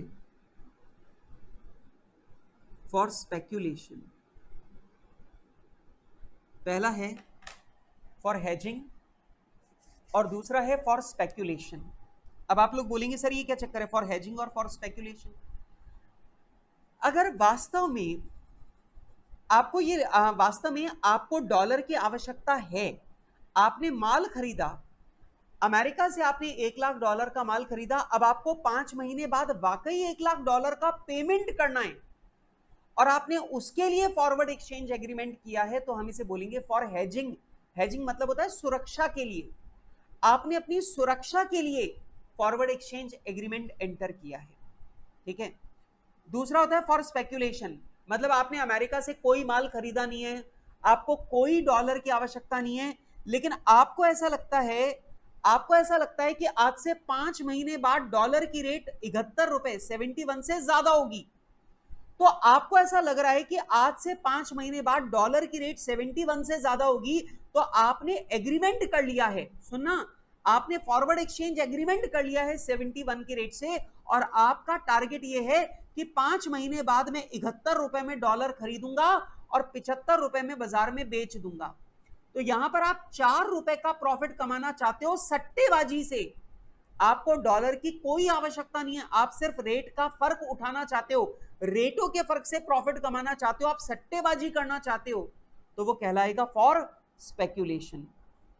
तो फॉरवर्ड एक्सचेंज कॉन्ट्रैक्ट दो तरीके से होते हैं, एक वाकई आपने अमेरिका से माल खरीदा है, आपको $1,00,000 का पेमेंट करना है, या फिर आपने अमेरिका में माल बेचा और आपके पास $1,00,000 आने वाले हैं, तो वास्तव में आपके पास डॉलर आने वाले हैं या जाने वाले हैं, और आपने अपने आप को बचाने के लिए, अपनी सुरक्षा के लिए फॉरवर्ड एक्सचेंज एग्रीमेंट किया है, तो कहलाएगा फॉर हेजिंग। अब ना आपके पास डॉलर आने हैं ना आपके पास डॉलर जाने हैं, आप तो सट्टेबाजी कर रहे हो, आप तो रेट का फर्क खाना चाहते हो, that is called for speculation. पक्की बात है? अब सुनना, ध्यान से समझना। अब यहां पे फॉरवर्ड एक्सचेंज की अकाउंटिंग में 3 एरिया आएंगे, 3 पॉइंट आएंगे। क्या आएंगे? 3 पॉइंट। सर 3 पॉइंट क्या?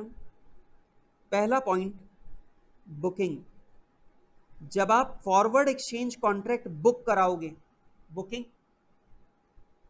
दूसरा, अगर सेटलमेंट के बीच में, बुकिंग कराने और सेटलमेंट के बीच में अगर बैलेंस शीट डेट आ रही है तो और तीसरा सेटलमेंट। ठीक है, अब ध्यान से मेरी बात को सुनना। अगर आपने हेजिंग के लिए फॉरवर्ड एक्सचेंज कॉन्ट्रैक्ट किया है तो बुकिंग के टाइम पर आप फाइंड आउट करो कि आपका एक्स्ट्रा पेमेंट क्या है।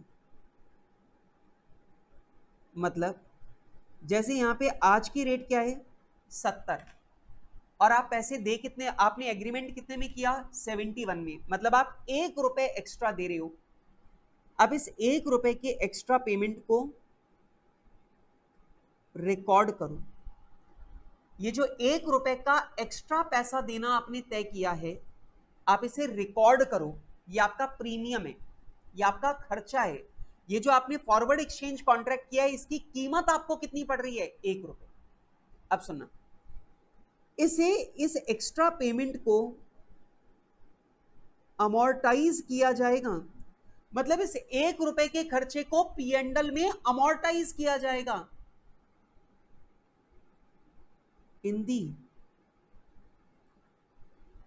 Proportion of period. और बेटा अमोर्टाइज किस रेशो में करना है, पीरियड के रेशो में। अब मैं आपको इसका एक एग्जांपल देके समझा दूं। जैसे मैंने फॉरवर्ड एक्सचेंज एग्रीमेंट किया 1 जनवरी 21 को। मैंने फॉरवर्ड एक्सचेंज एग्रीमेंट कब किया, जल्दी बताओ कब किया, 1 जनवरी 21 को ये मैंने एग्रीमेंट किया। ये 5 महीने का एग्रीमेंट है, तो मैच्योर कब होगा, ये मैच्योर होगा 1 जून 21 को। और यहां पे बीच में बैलेंस शीट डेट आ रही है 31 मार्च 21। सुनो, अब ये बताओ 70 का डॉलर है और वो मैं 71 में खरीद रहा हूं, तो मैंने 1 रुपए एक्स्ट्रा देना तय कर लिया। मतलब ये हुआ कि अगर सोचा जाए तो आज अगर मैं डॉलर खरीदता तो 70 का आता, लेकिन मैंने 5 महीने बाद डॉलर खरीदने का एग्रीमेंट किया है 71 में, तो मैंने अपनी सुरक्षा के लिए कितने रुपए का खर्चा किया, 1 रुपए का। 70 का माल 71 में खरीदना तय किया 5 महीने सेफ रहने के लिए, मतलब मेरा खर्चा कितना लगा 1 रुपए। और ये 1 रुपए का खर्चा 1 लाख डॉलर पे लगा, तो ये कितना हो गया 1 लाख रुपए। अब सुनना, ये जो 1 लाख रुपए मैं एक्स्ट्रा पे कर रहा हूं, ये जो 1 लाख रुपए का मैं खर्चा कर रहा हूं, ये 5 महीने की सुरक्षा पाने के लिए कर रहा हूं, जिसमें से 3 महीने इस साल में आएंगे, 2 महीने अगले साल में आएंगे। तो ये जो 1 लाख रुपए का खर्चा है, इसे 5 महीने में डिवाइड कर दो। 60,000 का खर्चा इस साल रिकॉर्ड होगा और 40,000 का खर्चा इस साल रिकॉर्ड होगा। आ रही है बात समझ में? मतलब जब ये कॉन्ट्रैक्ट में बुक करूंगा, उसी टाइम पर मैं 1 लाख रुपए के नुकसान को रिकॉर्ड कर लूंगा। या ये नुकसान नहीं है, ये खर्चा है, ये अपने आप को बचाने की फीस है। तो मैंने अपने आप को सुरक्षित रखने के लिए, मैंने अपने आप को 5 महीने सुरक्षित रखने के लिए 1 लाख रुपए का खर्चा किया, तो मैं ये 1 लाख रुपए का खर्चा तो आज ही रिकॉर्ड कर लूंगा, और इसमें से 60,000 का खर्चा पी&एल में डालूंगा इस बार, और 40,000 का खर्चा पी&एल में डालूंगा अगली बार। टाइम के रेशो में मैं इसे डिवाइड कर लूंगा। आ रही है बात समझ में? बेटा सुनो, समझ में आ रही है? टाइम के रेशो में, पीरियड के रेशो में मैं इस एक्स्ट्रा पेमेंट वाले खर्चे को अमोर्टाइज करूंगा। लेकिन सुनना, बैलेंस शीट वाले दिन पर मुझे कोई एंट्री पास नहीं करनी, सेटलमेंट वाले दिन पर मुझे कोई एंट्री पास नहीं करनी। मतलब ये जो 1 रुपए का मेरा नुकसान है, ये जो 1 रुपए का मैंने खर्चा किया, मैं सिर्फ इसी को रिकॉर्ड करूंगा और इसी को पीरियड के बेसिस पर अमोर्टाइज कर दूंगा। क्लियर है बात? लेकिन सुनो, अगर मैंने ये फॉरवर्ड एक्सचेंज कॉन्ट्रैक्ट अगर मैंने सट्टेबाजी के लिए किया है, तो भाई साहब जब आप बुकिंग कराओगे तब आपको कोई भी एंट्री करने की आवश्यकता नहीं है। क्यों? क्योंकि आपने कोई खर्चा तो बुक किया ही नहीं। और आपको फायदा होगा या नुकसान वो भी नहीं पता।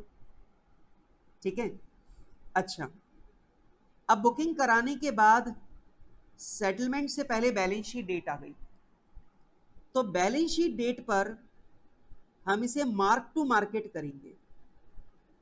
मार्क टू मार्केट का मतलब होता है अपन बैलेंस शीट डेट पर देखेंगे इस सट्टेबाजी में अपने को प्रॉफिट हो रहा है कि लॉस। समझ में आ रही बात? जैसे मैंने $1,00,000 खरीदने का एग्रीमेंट कर लिया 71 की रेट में, मतलब मैंने किसी आदमी से एग्रीमेंट कर लिया कि भैया 5 महीने बाद मैं तुमसे $1,00,000 खरीदूंगा और 71 की रेट में खरीदूंगा। मान लो बैलेंस शीट डेट पर डॉलर की जो रेट है वो हो गई 65। अब बताओ मुझे फायदा है कि नुकसान? मैं $1,00,000 71 में खरीदने वाला हूं और उसका बाजार भाव चल रहा है 65, तो यहां पर मुझे 6 रुपए का नुकसान हो गया। तो बेटा ये जो 6 लाख रुपए का नुकसान हुआ है, इस नुकसान को मैं हाथों हाथ पी एंड एल में डाल दूंगा। ठीक है, अच्छा मान लो आज $1 की रेट बढ़कर हो गई 75। अब सोचो मेरे पास एग्रीमेंट है जो मुझे $1,00,000 दिलवाएगा 71 रुपीस की रेट से, जिसका बाजार में भाव चल रहा है 75 रुपए, तो मैं 75 में खरीदूंगा और 71 में खरीदूंगा और 75 में बेच दूंगा, तो मेरे को 4 रुपए का प्रॉफिट होगा। इसका मतलब आज की तारीख में ये जो सट्टे के लिए मैंने एग्रीमेंट कर रखा है, इस सट्टे में आज की तारीख में मुझे कितना प्रॉफिट हो रहा है? 4 लाख रुपए का। तो ये 4 लाख रुपए का जो प्रॉफिट है वो मैं अपने पी एंड एल में डाल दूंगा। समझ में आ रही बात? मतलब आप बैलेंस शीट डेट पर जो मार्केट प्राइस है उससे कंपेयर करके देखो आपको आज की तारीख में कितना फायदा नुकसान है। आप इसे मार्क टू मार्केट करो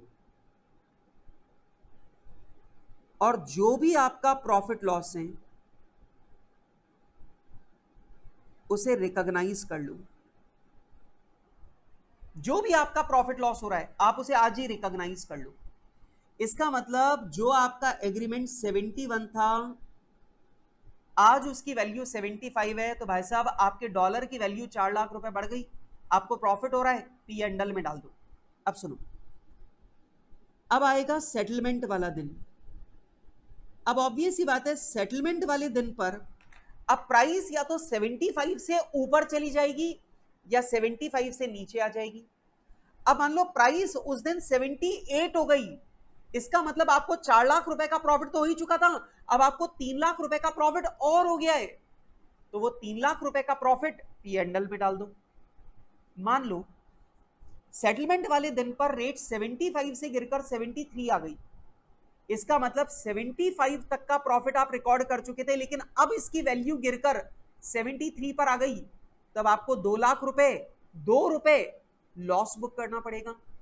तो अब आप ये जो 2 लाख रुपए का लॉस है ये पी एंड एल में डाल देना। मतलब आपने 75, 71 और 75 के बीच 4 लाख रुपए का प्रॉफिट रिकॉग्नाइज करके बैठे हो। अब अगर रेट गिरकर 69 हो गई तो आप क्या बोलोगे? 75 मिलने थे, 69 मिल रहे हैं, तो भैया यहाँ पे 6 लाख रुपए का 6 रुपए का, तो $1,00,000 पे 6 लाख का नुकसान हो गया, तो आपको ये 6 लाख रुपए का नुकसान पी एंड एल में डालना पड़ेगा। ठीक है, तो यहाँ पे क्या होगा? Recognise profit loss. तो जो भी आपको प्रॉफिट लॉस हो रहा है वो प्रॉफिट लॉस आपको रिकॉग्नाइज करना पड़ेगा। ठीक है, एक बात सोचो, अगर आपने हेजिंग के लिए किया तो जो एक्स्ट्रा पैसा दे रहे हो वो आपका खर्चा है, खर्चे को पीरियड के बेसिस पर पी एंड एल में अमोर्टाइज कर लो, काम खत्म, फिनिश, बात खत्म। लेकिन अगर आपने सट्टेबाजी के लिए एग्रीमेंट किया है तो जब आप एग्रीमेंट बुक करो तब कोई एंट्री मत करो, बैलेंस शीट डेट तक आपको जितना फायदा हो गया पी एंड एल में डाल दो, फिर बैलेंस शीट डेट से लेकर सेटलमेंट वाले दिन तक आपको जो भी प्रॉफिट लॉस हुआ वो उस साल के पी एंड एल में डाल दो, खत्म बात। आ रही है बात समझ में? चलो एक काम करते हैं, अपन इसके ऊपर कुछ सवाल करके देखते हैं। मेरे पास बहुत सारे सवाल हैं, तो मैं सोच रहा हूं इसके ऊपर हम कुछ सवाल करके देखते हैं और जब हम लोग सवाल करेंगे तो हमें बात अच्छे से समझ में आ जाएगी।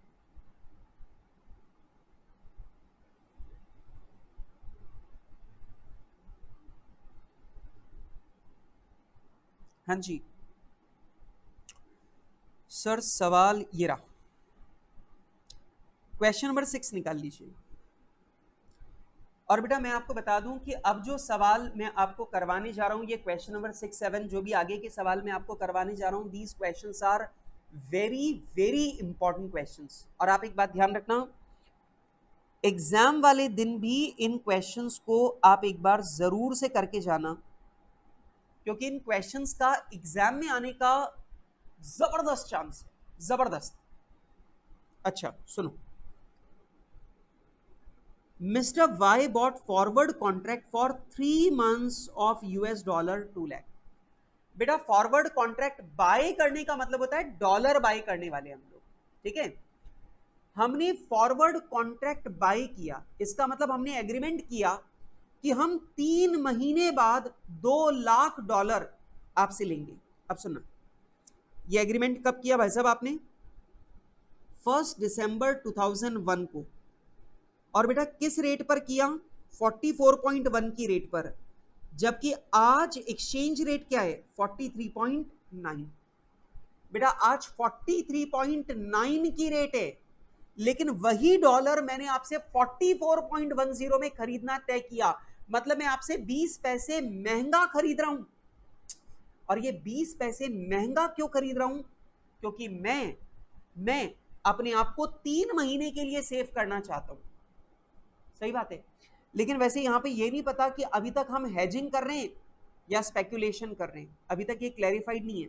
खैर जो भी है, तो भाई 1 दिसंबर को हमने एग्रीमेंट किया और ये 3 महीने का है, तो 3 महीने का मतलब हो गया जनवरी फरवरी मार्च, 1 मार्च, ठीक है। ये 2010 है, ये 2011 है, और ये एग्रीमेंट है बेटा 2 लाख डॉलर का। और ये एग्रीमेंट हमने किया है 44.10 की रेट में, जबकि आज स्पॉट रेट बेटा, आज की रेट क्या चल रही है? 43.90। ठीक है, इतना मैंने सवाल पढ़ लिया। अब आगे सुनो, सवाल कहता है on 31 December when he closed his books exchange rate was 44.2। ये कह रहा है हम अपनी बुक्स को क्लोज करते हैं कब? 31 दिसंबर को। और 31 दिसंबर को $1 की रेट क्या है? 44.20। $1 की रेट क्या है? 44.20। अच्छा आगे, on 31st January 2011 he decided to sell the contract at 44.30। अब वैसे तो एग्रीमेंट 1 मार्च तक के लिए है, वैसे तो एग्रीमेंट 1 मार्च तक के लिए था, लेकिन इस भाई ने तो 31 जनवरी को ही, मतलब बुकिंग तो यहां तक की है, लेकिन इसने तो 31 जनवरी को ही रीसेल कर दिया, मतलब ये एग्रीमेंट कैंसिल करवा लिया, रीसेल कर दिया। अच्छा, show how the profits from the contract will be recognised in the books of mister Y. अब ये कह रहा है बताइए मिस्टर वाई की बुक्स में प्रॉफिट कैसे रिकॉग्नाइज करोगे? अब बहुत गौर से सुनना। सबसे पहला इस सवाल में देखो, क्या इस सवाल में कहीं पर भी ऐसा लिखा है कि मैंने अमेरिका से माल खरीदा था, मैंने अमेरिका में से लोन लिया था, मुझे अमेरिका में किसी आदमी को पैसा चुकाना है, कहीं ऐसा लिखा है? नहीं लिखा। और अगर इसमें कहीं पर भी ऐसा नहीं लिखा कि मुझे अमेरिका में किसी आदमी को पैसा लौटाना है, इसका मतलब एक बात बिल्कुल क्लियर है कि यहां पर ये फॉरवर्ड एक्सचेंज कॉन्ट्रैक्ट सट्टेबाजी के लिए किया जा रहा है, ये हेजिंग के लिए नहीं किया जा रहा। जब मुझे अमेरिका में किसी आदमी को पैसा देना ही नहीं है, तो मैं फॉरवर्ड एक्सचेंज कॉन्ट्रैक्ट हेजिंग के लिए तो कर ही नहीं रहा, फिर किसके लिए कर रहा हूं? स्पेक्यूलेशन के लिए। और आप लोग जानते हो स्पेक्यूलेशन में जब हम कॉन्ट्रैक्ट बुक कराते हैं तब हम कोई प्रॉफिट लॉस, कोई एंट्री पास नहीं करते। बैलेंस शीट डेट पर हम अपना प्रॉफिट लॉस बुक करते हैं, सेटलमेंट वाले दिन पर हम अपना प्रॉफिट लॉस बुक करते हैं। अब सुनो, सबसे पहली बात तो यहां पे एक बात जो मुझे समझ में आ गई वो ये this contract is for speculation. बेटा ये जो कॉन्ट्रैक्ट है ये किसके लिए है? ये कॉन्ट्रैक्ट बेटा जी स्पेक्यूलेशन के लिए है, ठीक है। अब सुनो, अब स्पेक्यूलेशन के लिए है तो बेटा ये जो स्पॉट रेट है ये मेरे किसी भी काम की नहीं है। अब सुनना बेटा, मैंने एग्रीमेंट किया था, ध्यान से प्लीज प्लीज प्लीज सुन लो, मैंने $2 लाख खरीदने का एग्रीमेंट कर रखा है 44.10 पर। मतलब मैंने $2 लाख 44.10 पे खरीदने का एग्रीमेंट कर रखा है, लेकिन आज डॉलर की रेट हो गई 44.20। तो जरा सोचो, तुम्हारे पास में $2 लाख है, 44.10 की रेट पर तुमको मिलने वाली हैं, लेकिन आज उस डॉलर का बाजार भाव हो गया 44.20। डॉलर की रेट 10 पैसे बढ़ गई। तो आप मुझे बताइए, क्या 10 पैसे के हिसाब से $2 लाख पे मुझे 20,000 का प्रॉफिट हुआ या नहीं हुआ? 20,000 का प्रॉफिट हो गया। अच्छा, ये एग्रीमेंट मैंने 31 जनवरी को कैंसिल कर दिया और 31 जनवरी को $1 की रेट क्या है? 44.30। अब आप देखो, जो डॉलर 31 मार्च को 44.20 का था, उस डॉलर की रेट 31 जनवरी, जिस दिन मैंने ये एग्रीमेंट कैंसिल किया, जिस दिन ये एग्रीमेंट मैंने रीसेल किया, उस दिन डॉलर की रेट हो गई 44.30। तो 44.20 का डॉलर 44.30 हो गया। इसका मतलब 10 पैसे का फायदा मेरे को दोबारा हो गया। और ये जो 10 पैसे का मेरे को यहां पर प्रॉफिट हुआ, ये जो 10 पैसे के हिसाब से $2 लाख पर मुझे 20,000 का प्रॉफिट हुआ, ये 20,000 का प्रॉफिट भी कहां जाएगा? P&L में। आ रही बात समझ में? क्यों? क्योंकि ये एग्रीमेंट स्पेक्यूलेशन के लिए है।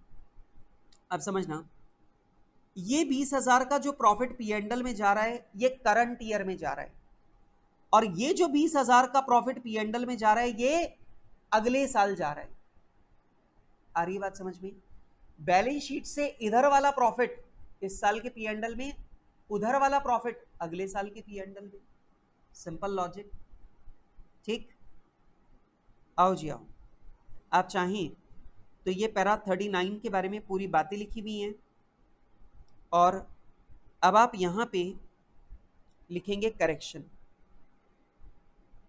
आप यहां पे करेक्शन करेंगे। बेटा ये जो सॉल्यूशन आपकी बुक में छपा हुआ है, ये गलत छपा हुआ है, आप प्लीज इसे करेक्ट करें, ठीक है। चलो, हाँ जी बेटा, ये सारा का सारा गलत सॉल्यूशन है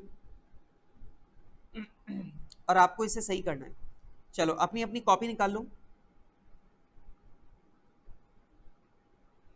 और क्वेश्चन नंबर 6 का सही सॉल्यूशन मेरे साथ में करो।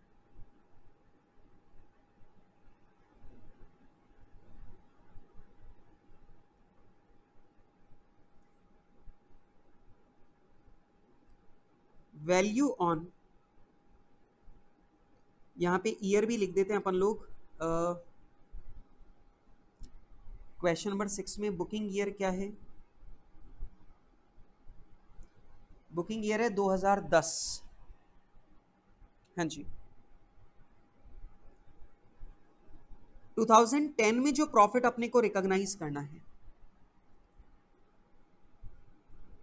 वैल्यू ऑन 31 दिसंबर 2010। 31 दिसंबर 2010 को हमारी वैल्यू क्या है एग्रीमेंट की?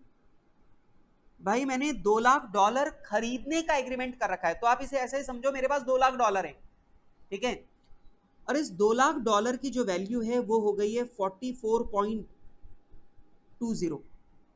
44.20, तो भाई 2 लाख इंटू 44.20, तो भाई मेरे पास ये जो डॉलर खरीदने का एग्रीमेंट है, या मेरे पास जो $2 लाख है, इनकी वैल्यू क्या है? 88,40,000। Value booked. और बेटा जो मैंने बुकिंग कराई थी, बुकिंग के टाइम पर जो मैंने $1 खरीदने का एग्रीमेंट कर रखा है वो मैंने कर रखा है 44.10 की रेट पर। तो बेटा मैंने डॉलर खरीदने का जो एग्रीमेंट है वो कर रखा है 44.10 की रेट पर, और आज $1 की रेट बढ़कर हो चुकी है 44.20। तो आप मुझे बताइए 2 लाख इंटू 44.1, 88,20,000। अब सोचो ना, आपने डॉलर खरीदने का जो एग्रीमेंट कर रखा है वो 88,20,000 पे कर रखा, और उस डॉलर की वैल्यू बढ़कर 88,40,000 हो गई। तो आप कह सकते हो कि आपको प्रॉफिट हुआ है, और ये प्रॉफिट आपको इसी साल के P&L में रिकॉग्नाइज करना है 20,000।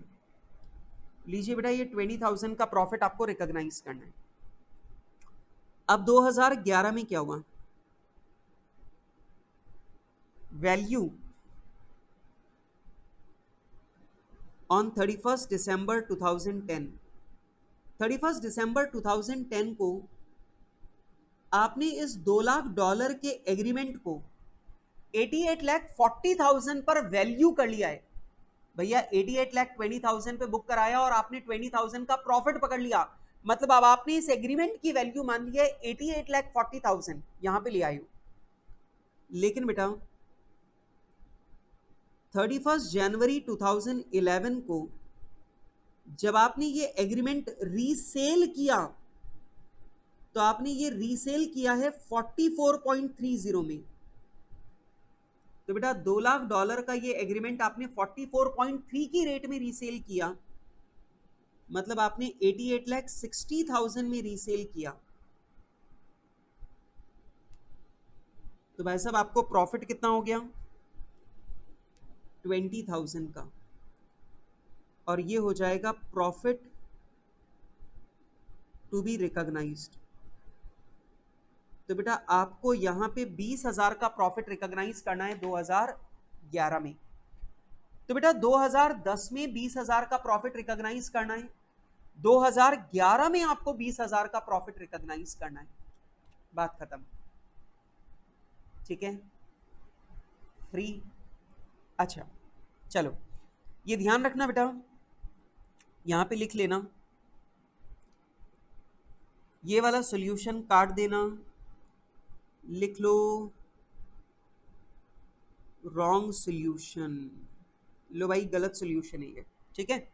आ जाओ, आइए जी बेटा क्वेश्चन नंबर 7 पर आ जाइए, और क्वेश्चन नंबर 7 के आगे भी ब्रैकेट में लिख लीजिए वेरी इंपॉर्टेंट। लीजिए बेटा इसके आगे भी मैंने ब्रैकेट में लिख दिया है वेरी इंपॉर्टेंट, और प्लीज अब इसे बिल्कुल ध्यान से सुनना, ठीक है। ये हेजिंग का क्वेश्चन है। STEM Limited purchased a plant for $30,000 on 30th November 2013, payable after 6 months, ठीक है। अब ध्यान से देखो, हमने प्लांट खरीदा है $30,000 का 30 नवंबर 2013 को, और इसका पैसा मुझे देना है 6 महीने बाद। अब ऑब्वियस ही बात है, अब यहां पे मुझे $30,000, यहां पर मुझे जो $30,000 चाहिए वो $30,000 मुझे हेजिंग के लिए चाहिए, सट्टेबाजी के लिए नहीं चाहिए। तो ध्यान से समझ लो, $30,000 का मैंने प्लांट खरीदा और इसका पैसा मुझे 6 महीने बाद देना है। तो मेरे मन में डर रहेगा कि यार 6 महीने में डॉलर की रेट बदल गई तो हो सकता है मुझे भारी नुकसान लग जाए। तो मैं इस नुकसान से बचने के लिए फॉरवर्ड एक्सचेंज कॉन्ट्रैक्ट करूंगा, इसका मतलब मैं हेजिंग करवा रहा हूं। अच्छा, the company entered into a forward contract for 6 months at the rate ₹62.15। और बेटा हमने 6 महीने का फॉरवर्ड एक्सचेंज कॉन्ट्रैक्ट किया है, और फॉरवर्ड कॉन्ट्रैक्ट हमने कितने पे बुक किया? 62.15 पे। प्लीज प्लीज ध्यान दीजिए बेटा, 30 नवंबर 13, ठीक है। और 6 महीने हो गए दिसंबर, जनवरी, फरवरी, मार्च, अप्रैल, मई, 31 मई 14। आज मैंने बुकिंग करवाई है और बुकिंग बेटा आज मैंने करवाई 60.75 की रेट में, ठीक है। अच्छा, अब आगे क्या कह रहे हैं? On 30th November 13 the exchange rate was 60.75, लेकिन 30 सितंबर को जो एक्चुअल रेट है, जो स्पॉट रेट है, आज जो बाजार में भाव चल रहा है, अच्छा ये बेटा 60.60 मैंने 62.15 की रेट में बुक कराया और आज रेट क्या चल रही है? 60.75। तो बेटा मैंने यहां पे जो फॉरवर्ड एक्सचेंज कॉन्ट्रैक्ट बुक करवाया ये 62.15 की रेट में बुक कराया, जबकि आज बाजार में रेट क्या चल रही है? 60.75। अब प्लीज मेरी बात को ध्यान से सुनो, ये बताओ जो डॉलर आज 60.75 का मिल रहा है, मैंने वही डॉलर 62.15 में खरीदना तय कर लिया। इसका मतलब क्या मैं ऐसा कह सकता हूं कि मैं ₹1.40 एक्स्ट्रा पे कर रहा हूं? आराम से सोच के जवाब दो। क्या मैं ऐसा कह सकता हूं कि जो डॉलर आज 60.75 का मिल रहा है, वही डॉलर आज मैं 62.15 का खरीदना एग्री कर लिया, फॉरवर्ड कॉन्ट्रैक्ट कर लिया, मतलब ₹1.40 महंगा खरीद लिया। और बेटा $30,000 में देखें तो करीब 42,000 महंगा खरीदना तय कर लिया है। पक्की बात है? अब सोचो बेटा, ये एग्रीमेंट मैंने स्पेक्यूलेशन के लिए नहीं किया, हेजिंग के लिए किया है। और बेटा ये बताओ, ये 42,000 एक्स्ट्रा पे करने से मुझे कितने महीने की सुरक्षा मिल रही है? 6 महीने की। अब सुनो, हमारा साल खत्म हो रहा है 31 मार्च 2014 को, तो हमारा साल 31 मार्च 2014 को खत्म हो रहा है। तो गिनो, दिसंबर, जनवरी, फरवरी, मार्च, 4 महीने इस साल में आ रहे हैं, 2 महीने अप्रैल और मई, 2 महीने अगले फाइनेंशियल ईयर में जा रहे हैं। अब इस 42,000 के खर्चे को अगर मैं 4 महीने और 2 महीने में डिवाइड करूं तो ये हो जाएगा 28,000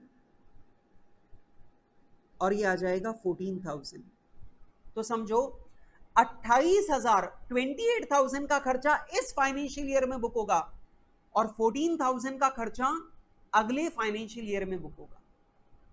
देख लो आंसर, देखिए लो भाई, 28,000 का जो खर्चा है, 42,000 में से 4 महीने का मतलब 28,000 का जो खर्चा है वो इस साल के पीएनडल में जाएगा और बाकी 14,000 का खर्चा अगले साल के पीएनडल में जाएगा।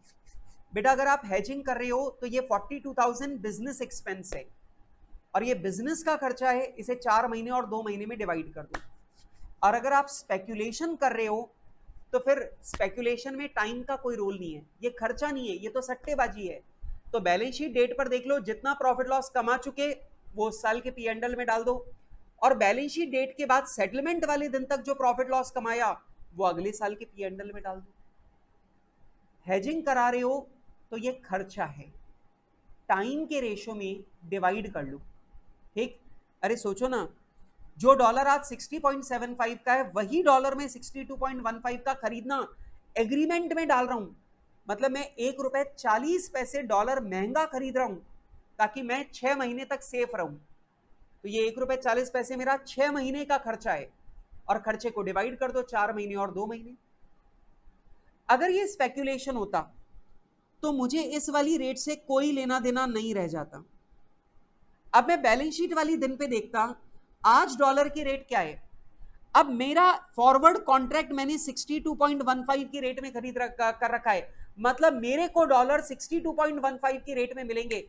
अब बैलेंस शीट वाले दिन पर मैं देखता डॉलर की रेट क्या है, जितना प्रॉफिट लॉस हो चुका बुक कर लो, फिर बैलेंस शीट डेट से लेकर सेटलमेंट वाले दिन तक जितना प्रॉफिट लॉस हो चुका वो उस साल के पीएनडल में डाल दो और ऐसा हो जाता। ठीक, बात खत्म। चलो तो लीजिए बेटा, यहां पर मैंने आप लोगों को ये वाली बात भी समझा दी। चलिए, तो मैंने यहां पर आप लोगों के साथ में फॉरवर्ड एक्सचेंज कॉन्ट्रैक्ट का क्या होता है वो भी मैंने आपके साथ में डिस्कस कर लिया। यहां पे हमने एक मशीन खरीदी थी और मशीन का पैसा चुकाने के लिए फॉरवर्ड कॉन्ट्रैक्ट किया है। ये हेजिंग है, अपने आप को बचाने का प्रयास है। अगर यहां कोई मशीन ना खरीदी होती तो ये स्पेक्यूलेशन होता। ठीक है, चलो अब डिस्क्लोजर वाली बात कर लेते हैं। हमें एंटरप्राइज को ये सारी की सारी बातें डिस्क्लोज करनी है। अमाउंट ऑफ एक्सचेंज डिफरेंस जो आपने P&L में डाला है वो आपको बताना पड़ेगा। Amount accumulated in FCTR, foreign currency translation reserve में आपने जो पैसा डाला नॉन इंटीग्रल फॉरेन ऑपरेशन वाला, वो आपको बताना पड़ेगा। आपको रिकंसिलेशन भी करके बताना पड़ेगा ओपनिंग एंड क्लोजिंग बैलेंस का FCTR में। मतलब साल के पहले दिन आपका FCTR का बैलेंस कितना था, एडिशन डिलीशन क्या हुआ और क्लोजिंग बैलेंस क्या है, ये रिकंसिलेशन आपको दिखाना पड़ेगा। If reporting currency is different from the reporting currency of the country in which entity is domiciled, reason for such difference। अगर मान लीजिए किसी कंपनी का हेड ऑफिस भारत में है लेकिन कंपनी रिपोर्टिंग करेंसी फॉलो कर रही है डॉलर, मतलब जिस देश में आप स्थित हो आप उस देश की करेंसी को रिपोर्टिंग करेंसी नहीं मान रही, तो आपको इसका कारण बताना पड़ेगा। ठीक है, सिंपल सी बात है। जितना भी एक्सचेंज डिफरेंस P&L में डाला वो बताओ, जो FCTR में डाला वो बताओ, जो FCTR का रिकंसिलेशन है ओपनिंग बैलेंस और क्लोजिंग बैलेंस का वो दिखाओ। और इसके अलावा यदि आपकी रिपोर्टिंग करेंसी आपकी डोमिसाइल्ड कंट्री की करेंसी से डिफरेंट है, मतलब जिस देश में आप मुख्यतः सिचुएटेड हो, अगर उस देश की करेंसी आपकी रिपोर्टिंग करेंसी नहीं है तो फर्क क्यों ले रहे हो, फर्क क्यों है, उसका कारण भी आपको बताना पड़ेगा। इसके अलावा अगर आपने क्लासिफिकेशन चेंज किया है, मतलब इंटीग्रल से नॉन इंटीग्रल या नॉन इंटीग्रल से इंटीग्रल, तो आपको बताना पड़ेगा क्लासिफिकेशन में चेंज क्या हुआ है। मतलब आपको बताना पड़ेगा कि इंटीग्रल से नॉन इंटीग्रल हुआ है या नॉन इंटीग्रल से इंटीग्रल हुआ है। रीजन बताना पड़ेगा, भैया ऐसा क्या हो गया कि ये चेंज हुआ है। तीसरा, इफेक्ट आपको बताना पड़ेगा कि जो शेयर होल्डर्स फंड है, शेयर होल्डर्स फंड पर इस चेंज का क्या इफेक्ट पड़ा वो भी आपको बताना पड़ेगा।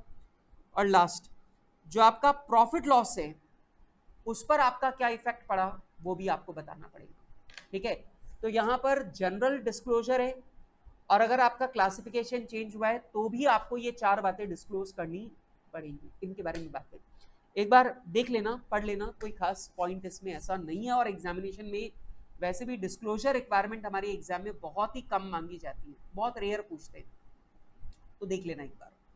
ठीक है, और ये लीजिए बेटा, यहां पर मेरा पूरा का पूरा जो अकाउंटिंग स्टैंडर्ड है वो यहां पर कंप्लीट होता है। तो यहां पर जो हमारा अकाउंटिंग स्टैंडर्ड है वो यहां पर जाकर फिनिश होता है। और मुझे यहां पर दिख रहा है कि मेरे पास में अभी थोड़ा सा टाइम बाकी है, तो मैं सोच रहा हूं कि क्यों ना आप लोगों को एक बार इसका फटाफट से रिवीजन करवा दिया जाए। सबसे पहली बात, आपको मालूम है ये जो अकाउंटिंग स्टैंडर्ड है, मेरे साथ साथ फटाफट फटाफट बोलेंगे, मेरे साथ साथ जितनी बातें आपको याद है मेरे साथ साथ बोल के रिवाइज करो। सबसे पहली बात, ये अकाउंटिंग स्टैंडर्ड सभी के लिए मैंडेटरी है। बोलो मेरे साथ, सभी के लिए मैंडेटरी अकाउंटिंग स्टैंडर्ड है, सबके लिए मैंडेटरी है। नंबर 2, ये अकाउंटिंग स्टैंडर्ड तीन बातों को डिस्कस करता है। पहला, फॉरेन करेंसी में अगर आपने कोई ट्रांजैक्शन किया है तो उसकी अकाउंटिंग कैसे होगी। नंबर 2, अगर कोई फॉरेन ऑपरेशन है तो उसके फाइनेंशियल स्टेटमेंट को रिपोर्टिंग करेंसी में ट्रांसलेट कैसे किया जाएगा। और नंबर 3, अगर आपने फॉरवर्ड एक्सचेंज कॉन्ट्रैक्ट किया है तो हम उसकी अकाउंटिंग किस तरीके से करते हैं। लेकिन ये अकाउंटिंग स्टैंडर्ड कुछ चीजों को डील नहीं करता, जैसे फॉरेन करेंसी ट्रांजैक्शन को, फॉरेन करेंसी कैश फ्लो को आप कैश फ्लो स्टेटमेंट में किस तरीके से प्रेजेंट करोगे, ये उसके बारे में बात नहीं करेगा। अगर आप अपने फाइनेंशियल स्टेटमेंट को किसी दूसरी करेंसी में ट्रांसलेट करना चाहते हो ताकि यूजर को ज्यादा अच्छे से बात आपकी समझ में आ सके, तो उस ट्रांसलेशन को ये अकाउंटिंग स्टैंडर्ड जो है वो कवर नहीं करेगा, उसको भी ये कवर नहीं करेगा। और तीसरी बात, जो आपका फॉरेन करेंसी लोन है जिसमें आप फॉरेन करेंसी की रेट के बदलने से जो नुकसान हो रहा है उस नुकसान को आप ब्याज की बचत के बराबर ब्याज मान लेते हो, अकाउंटिंग स्टैंडर्ड 16 के मुताबिक उसे भी AS 16 कवर करेगा, उसे AS 11 कवर नहीं करेगा। फिर हमने डेफिनेशन की बात की थी, हमने बात की थी सबसे पहला हमने बात की थी क्लोजिंग रेट की। तो क्लोजिंग रेट क्या है? बैलेंस शीट वाले दिन पर जो एक्सचेंज रेट प्रिवेलिंग है उसे हम लोग क्लोजिंग रेट बोलते हैं। एवरेज रेट एक पर्टिकुलर पीरियड के दौरान जो भी एक्सचेंज रेट रही उनका अगर आप मीन कैलकुलेट कर लो तो उस मीन को हम लोग बोलते हैं एवरेज रेट। इसके बाद में हमने सीखा था मॉनेटरी आइटम। मॉनेटरी आइटम का मतलब होता है वो सारी एसेट्स और लाइबिलिटीज जिनका रियलाइजेबल या सेटलमेंट वाला जो अमाउंट है वो डिटरमिन्ड है, उसे हम लोग बोलते हैं मॉनेटरी आइटम। और जिनका रियलाइजेबल अमाउंट या सेटलमेंट अमाउंट डिटरमिन्ड नहीं है, तय नहीं है, वो कहलाते हैं नॉन मॉनेटरी आइटम। वो कहलाते हैं नॉन मॉनेटरी आइटम्स। तो हमने ये वाली बातें डेफिनेशन में पढ़ी थी। इसके बाद में फिर हमने सीखा था कि अगर फॉरेन करेंसी ट्रांजैक्शन है तो फॉरेन करेंसी ट्रांजैक्शन को हम अपनी बुक्स में कैसे रिकॉर्ड करते हैं। मैंने आपको बताया था फॉरेन करेंसी ट्रांजैक्शन की केस में 3 चीजें होंगी। एक, ट्रांजैक्शन को इनिशियली रिकॉर्ड करना, दूसरा बैलेंस शीट डेट पर दोबारा ट्रांसलेट करना, और तीसरा सेटलमेंट वाले दिन पर जो भी प्रॉफिट लॉस अराइज होगा उसके बारे में बात करना। इनिशियल रिकॉग्निशन में मैंने आपको बताया था इसमें सोचने की जरूरत ही नहीं है। कोई भी फॉरेन करेंसी ट्रांजैक्शन हो, जिस दिन वो ट्रांजैक्शन हुआ है उस दिन पर जो फॉरेन करेंसी की रेट थी आपको उसी रेट पर ट्रांसलेट करके उसे लेना है। बैलेंस शीट डेट पर मैंने आपको बताया बैलेंस शीट डेट पर एसेट और लायबिलिटी को दोबारा ट्रांसलेट नहीं करना है, वो सॉरी इनकम और एक्सपेंसेस को दोबारा ट्रांसलेट नहीं करना है, पर एसेट और लायबिलिटी जो फॉरेन करेंसी में सेटल होनी है आपको उसे दोबारा ट्रांसलेट करना पड़ेगा। मतलब कोई भी फॉरेन करेंसी एसेट लायबिलिटी है तो आपको बैलेंस शीट डेट पर उसे दोबारा ट्रांसलेट करना पड़ेगा। अगर वो मॉनेटरी आइटम है तो क्लोजिंग रेट पर, नॉन मॉनेटरी आइटम है और कॉस्ट पर है तो जिस दिन खरीदा था, जिस दिन अराइज हुआ था, जिस दिन इनिशियली रिकॉर्ड हुआ था उसी दिन की रेट आपको लगानी है। और अगर नॉन मॉनेटरी आइटम है और रिवैल्यूड अमाउंट पर है तो जिस दिन रिवैल्यूएशन किया था आपको उस दिन की रेट लगानी है। ठीक है, लेकिन यहां पर पैरा 46 और 46A का रोल आता है। और मैंने आपको बताया था कि अगर कोई भी long term foreign currency monetary item है, लॉन्ग टर्म मतलब जिसका सेटलमेंट 12 महीने या उसके बाद होने वाला है, फॉरेन करेंसी मतलब जिसका निपटारा फॉरेन करेंसी में होना है, मॉनेटरी आइटम जिसका अमाउंट डिटरमिन्ड है। तो लॉन्ग टर्म 12 महीने, foreign currency settlement foreign currency में होना है, मॉनेटरी आइटम जिसका अमाउंट डिटरमिन्ड है। तो long term foreign currency monetary item के long term foreign currency monetary item के दोबारा ट्रांसलेशन किए जाने पर, क्लोजिंग रेट पर ट्रांसलेट किए जाने पर अगर कोई भी प्रॉफिट या लॉस होता है तो वो कैपिटलाइज किया जाएगा। कैसे? अगर वो डेप्रिशिएबल फिक्स्ड एसेट से रिलेटेड है तो डेप्रिशिएबल एसेट की बुक वैल्यू में जोड़ दिया जाएगा। और अगर नॉन डेप्रिशिएबल एसेट है या किसी भी और चीज के लिए है तो उसका जो भी प्रॉफिट लॉस है वो foreign currency monetary item translation difference account में डाल दिया जाएगा। और बेटा ये जो foreign currency monetary item translation difference में आपने जो पैसा डाला, इसे इस मॉनेटरी आइटम की यूजफुल लाइफ के दौरान P&L से अमोर्टाइज कर दिया जाएगा। क्लियर है मेरी बात? Is it clear? अच्छा, सेटलमेंट वाले दिन की बात करें तो सेटलमेंट जो होगा वो सेटलमेंट वाले दिन पर जो भी एक्सचेंज रेट है उसी में आपको पेमेंट करना पड़ेगा और उससे जो भी प्रॉफिट लॉस अराइज होगा वो प्रॉफिट लॉस भी P&L में डाल दिया जाएगा। ठीक, क्लियर है बात? इसके बाद में हमने पढ़ा था integral foreign operation, non integral foreign operation और इनका फाइनेंशियल स्टेटमेंट कैसे ट्रांसलेट किए जाएंगे, हमने इनके बारे में पढ़ा था। हमने इंटीग्रल से नॉन इंटीग्रल में अगर कन्वर्जन हो रहा है तो क्या होगा, इंटीग्रल से नॉन इंटीग्रल में कन्वर्जन हो रहा है तो क्या होगा, ये भी हमने डिस्कस किया था। इसके बाद में हमने फॉरवर्ड एक्सचेंज कॉन्ट्रैक्ट को डिस्कस किया था। हेजिंग के लिए है तो जितना एक्स्ट्रा पैसा आपका लग रहा है उसे पीरियड के बेसिस पर खर्चे की तरह डाल लो, अलग अलग पीरियड में खर्चे की तरह डाल लो टाइम के रेशियो में। और अगर आपने ये फॉरवर्ड एक्सचेंज कॉन्ट्रैक्ट स्पेकुलेशन के लिए किया है तो जितने पर आपने फॉरवर्ड एक्सचेंज कॉन्ट्रैक्ट बुक किया और बैलेंस शीट वाले दिन पर जो डॉलर की रेट है उससे प्रॉफिट लॉस निकालकर इस साल के P&L में डाल दो, और बैलेंस शीट डेट पर जो रेट है और सेटलमेंट जिस रेट पर हो रहा है दोनों के बीच का जो डिफरेंस है वो अगले साल के P&L में प्रॉफिट लॉस की तरह डाल दो। बात खत्म। ये सारी की सारी बातें मैंने आपको अभी इन 2 क्लासेस में मैंने आपको सिखाई हैं और आई होप कि अगर आप लोग एक बार घर जाकर के इसका रीडिंग लगा लोगे, घर पर अगर आप लोग खुद से इसको एक बार रीड भी कर लोगे तो भी आप लोगों को कहीं पर भी कोई भी दिक्कत नहीं आएगी। ठीक, ये अकाउंटिंग स्टैंडर्ड एग्जाम के पॉइंट ऑफ व्यू से इंपॉर्टेंट है और इस पर क्वेश्चन बहुत आते हैं, ठीक है। ध्यान से प्रिपेयर करना, जरूर से प्रिपेयर करना, ठीक। तो बाय फॉर नाउ, मिलेंगे अपन अगली क्लास में।